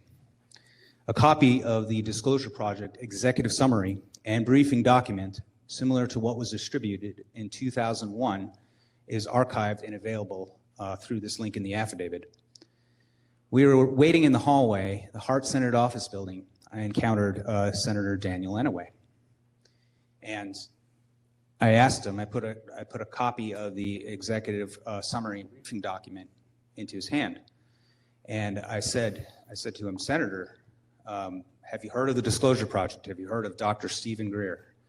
Have you heard, what do you think about the UFO TV issue? He tucks the summary under his arm and, you know, he does one of these to me. He signals me back to his office. So immediately I begin to follow. We get back to his office and he clears some conversations that he was having with other staffers and other appointments, closes the door of his private office and says, I dealt with the UFO issue quite extensively when I was chairman of the Intelligence Committee in 1976. So clearly a lot of history here. We get to talking more, and I ask him, well, what do you think about the Disclosure Project? And he confirmed to me that he had seen the May 9th, 2001 Disclosure Project press conference. He confirmed to me directly that many UFOs and projects related to such, in fact, represented genuine extraterrestrial vehicles, and that this issue, as portrayed by Dr. Stephen Greer and the 2000 Disclosure Project witnesses, was not only real, genuine, it was very much not a hoax. I asked Senator Inouye if it was true that a secret, unacknowledged government was the control group on this, outside the congressional authorized authority of the United States. He says to me that not only is it true, but the Congress doesn't have real control over this issue. He confirmed that he was not exaggerating when he mentioned the shadow government from the Iran-Contra hearings, I believe in 1987. I asked whether he was exaggerating. Surely he must be exaggerating. You know, I thought perhaps he was speaking about another foreign government, not our own. He said he was not exaggerating, that the illegal shadow government, what's been termed the ISG, did exist at the time of making the statement and continued to exist in 2001 during our conversation, and that this entity had thus far escaped complete scrutiny, control, and oversight. Further corroborating documents to this, if I could have the next slide. One more, please. This is a student newspaper article in the Wesleyan Argus of September 7th, 4 days before 9/11, that I wrote detailing all of this. If you would like to look that up, move fairly quickly here. Next slide, please. This is a picture of me as a young Capitol Hill intern in the summer of 2001, trying to get the word out about the Disclosure Project. Next slide, please. A quote from U.S. Supreme Court Justice, Chief Justice John Roberts: "You can't fight for your rights if you don't know what they are in the first place."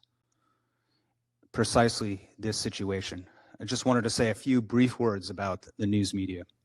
You don't need a law license to ask questions. Producers, editors, reporters, anchors, media personalities, social media influencers, and all other members of the major media or local news organizations ask why the news and other media organizations did not interview Brigadier General Stephen Lovekin on this issue, for instance. Very highly ranked, very credible. Why are they not digging deep? Hundreds and hundreds of Disclosure Project witnesses, yet they are willing to broadly report on superficial UFO research. Why are they not reporting on the Disclosure Project events in a serious and comprehensive way, at least in 2001? Every citizen is a potential witness or an attorney's investigator on this issue. You don't need a law license to ask questions. We believe that the major media blockade exists for two primary reasons. As Dr. Greer and Dr. Carol Rosen have stated, the rest of the Disclosure Project team, they have consistently refused to advance the threat narrative that extraterrestrial civilizations are somehow a threat to the human race, and they refuse to support the militarization of space based on this false threat. Second, the Disclosure Project team has consistently linked the UFO ETV issue to suppressed information on advanced energy, electrogravitics, and propulsion technology that, once disclosed, will help resolve the environmental crisis by alleviating the need for coal, oil, and fossil fuels. Lies by omission, incomplete and fraudulent journalism. Dr. Greer is the only one, in my experience, who has consistently talked about energy and the connection. Dr. Greer is the only one who has refused to even speculate about the false threat narrative. Those two reasons, for those two reasons alone, I don't think he's appeared in the major media since the Larry King live show in the 90s. They know the message that he carries. And there's a reason he doesn't get the same media airplay. Thank you. Anita. Thank you.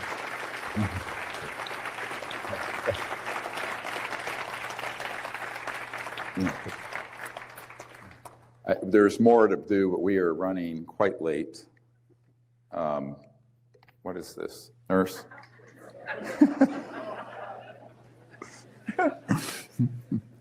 Such helpless babies, aren't we, guys? Anyway, I just want to make a quick comment. The CE5 Contact Program is a grassroots diplomatic effort to reach out to these civilizations. You can get the CE5 Contact app.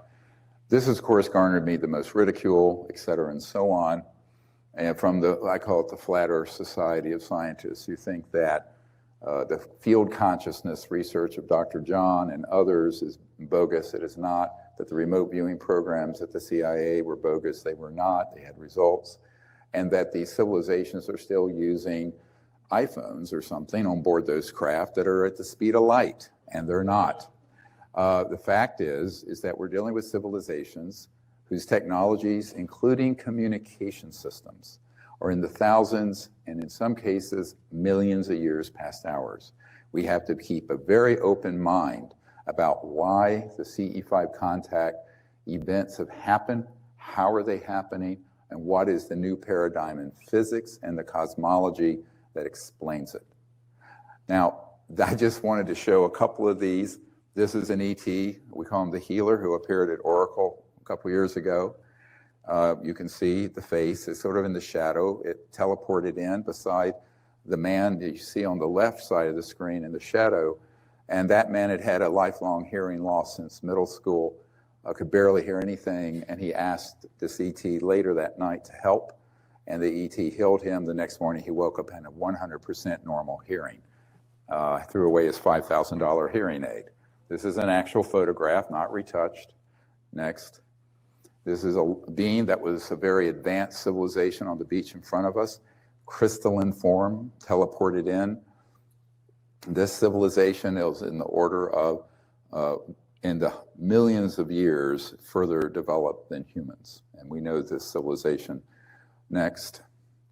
And here are some objects taken by a CE5 member from a plane who was doing the contact protocols over Nevada in 2012. The next. And this is another huge, look at this object. This is an infrared Joshua Tree up above us. After all satellites were no longer visible, you can see the two bright objects, but then there is a superstructure in between that was moving over the area, I think 3 of the 6 nights we were there. Next.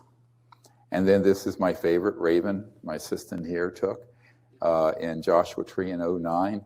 And this is the wide angle on the left. You see barely on the edge, an orb, the lights that are on the chairs that we had vacated for a break. And then you zoom in, next slide, you'll see this guy, his name is Bijou, a Nellis reconnaissance and retrieval team member, had a contact experience with this particular ET not too long ago. And it was very interesting because you have to remember, if you have the ability to move faster than the speed of light, you're involving trans-dimensional technologies where you can teleport, move in and out of space-time. And so our camera guys and ladies have learned how to have settings where they can capture these, even if they're not all the time 3D in front of us. They're very advanced concepts in photography. We don't have time to go in. And next.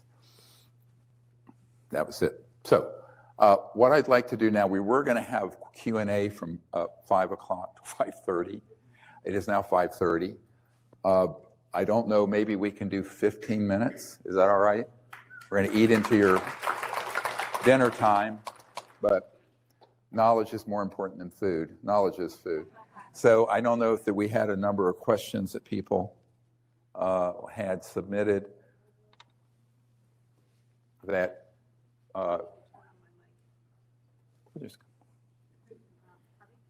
just come and put it on. If Pat's mic can be, or you can speak into this one. She's the keeper of the questions. Oh. I'm a little person. Okay. All right, Dr. Greer, what percentage of our government is aware of the secret program black budget? Is this a lack of awareness or is it an issue of fear? I would say that extremely few people know about the illegal aspects of this budget, right? So let's be clear. There's the black budget that's legal. It's overseen by select members of the House and the Senate and the White House and National Security folks. That's different. There's always been, for many decades, a legal black budget. This was Snowden's mistake. Even though there was an appalling program, he disclosed projects which were properly being overseen. We're not talking about that. Now, how do I know that? Because I'm dealing with people who manage the black budget legally on behalf of the Congress, and they are absolutely been shut out of this. So have the members of Congress, just as Senator Inouye shared with Derek Garcia. So I think there has to be a clear demarcation in people's minds between legal, covert, TSSCI, black project. Those are not illegal if they're properly overseen. When you cross the line, rogue, illegal, it means you are denying access, you're engaged in criminal activities, you're blocking the White House and President and Congress from knowing things. You cannot do that and pretend you're a part of a democratic republic. Okay, Dr. Greer, can you speculate what would be the purpose of flying these anti-grav airships above populated areas if the notion is that these are supposed to be super secret black programs? Because they're trying to do an acculturation program so that people think everything that goes bump in the night that they don't know what it is, it's not a B-2 stealth or 747, is alien. This is part of the psychological warfare program that CI Director Smith in 1953 described. So you launch these things, same thing with our military. You know, when I talked to David Fravor, the F-18 Hornet pilot there that chased this object off the coast of San Diego, he made it clear to me there's no way we humans, have anything that moves like that. On the contrary, I said. But he said, no, it can't be. He just couldn't believe it. But the problem is, if you're a jet pilot, I don't care if you're a U-2 pilot, if you are not read into those projects, you don't know about it. But this is dangerous. good point here is that the public can be deceived, but equally, or perhaps more importantly, our military command has been deceived, as I mentioned yesterday. This is operationally very dangerous to have these sort of things go on. And like I mentioned, that this Commander-in-Chief Atlantic Command, Harry Train, was completely blindsided by that event that Merle Shane McDowell, one of our disclosure witnesses, has testified to.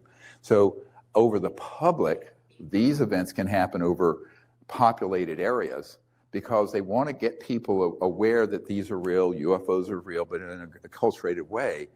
But in a sense, with the narrative that gets pushed to the forefront in the media and the subculture of ufology as an alien threat. So this is part of the preparation for people to give up their rights and their freedoms to accept a threat from outer space.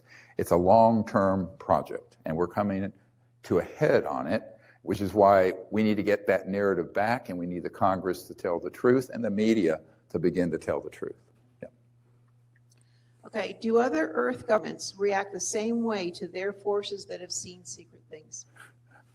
The answer is that this group, that is this illegal secret government complex, is transnational. Remember, I said the first day, transnational means not international, where you have embassy to embassy or president to prime minister.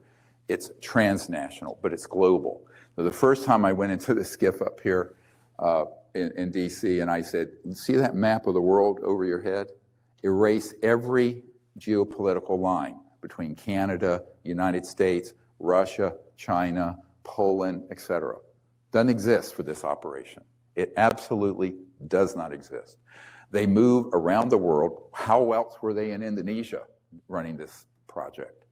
They do it with alacrity and with the hubris of a full control over the situation because of their technological superiority. So the same structure that I described that goes on here goes on in Canada, United Kingdom, France, etc. I have less intelligence on Russia and China, but certainly Japan and all the other countries, and also in South America. How else could the CIA, from the document Dr. Jacques Vallée have operations in Argentina and Brazil abducting civilians to make it look like aliens were doing it for its psychological warfare, which is what the document says. We're going to sue to get that document, by the way. You should all have it. I've been denied it so far, but we will get it. Yeah. Okay, what is the goal of having all this advanced tech and not using it? I actually think the purpose is to release the ones that give them greater control over the populace. In other words, internet technologies, fiber optic, certain other things have been out because those allow them to build their surveillance state and control. The ones that would actually, I call it power to the people, where you would actually have something that would run your house and your car from 0 point free energy, those are ones that would take the power that's concentrated and disperse it to the entire population, where everyone would literally be independent and free to have energy and be developed. There is also, I think, an unfortunate other motive here, and that is the have and the have-nots concept. And the idea that, you know, we have 3 billion people on the planet who don't have any way to cook their food. As The Economist just came out with this statistic last year. And so they're cutting down rainforest and woods and areas with scrubs and desert just to be able to have a way to cook. 48% of the population of the planet doesn't have indoor plumbing. Now, how do you solve that problem? You're not going to solve it with solar panels or windmills. You can solve it with these technologies, but if you do that, literally the power that is in the current banking, petrodollar, energy sector system and all their associated industries would then flow to the people. And so this would be the largest macroeconomic change in the known history of the human species.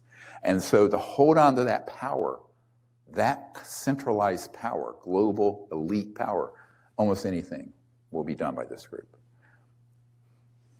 Okay, in listening to many astronauts' firsthand accounts of structures or at least anomalies on the moon, Mars moon, possibly Mars.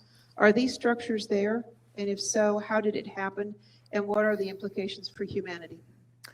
They are there, as you know. Carl Wolf, who was at a National Security Agency compartmented operation at Langley Air Force Base in 1968, as we were going around the moon taking the early digital photographs, he was shown these structures. It's not a myth.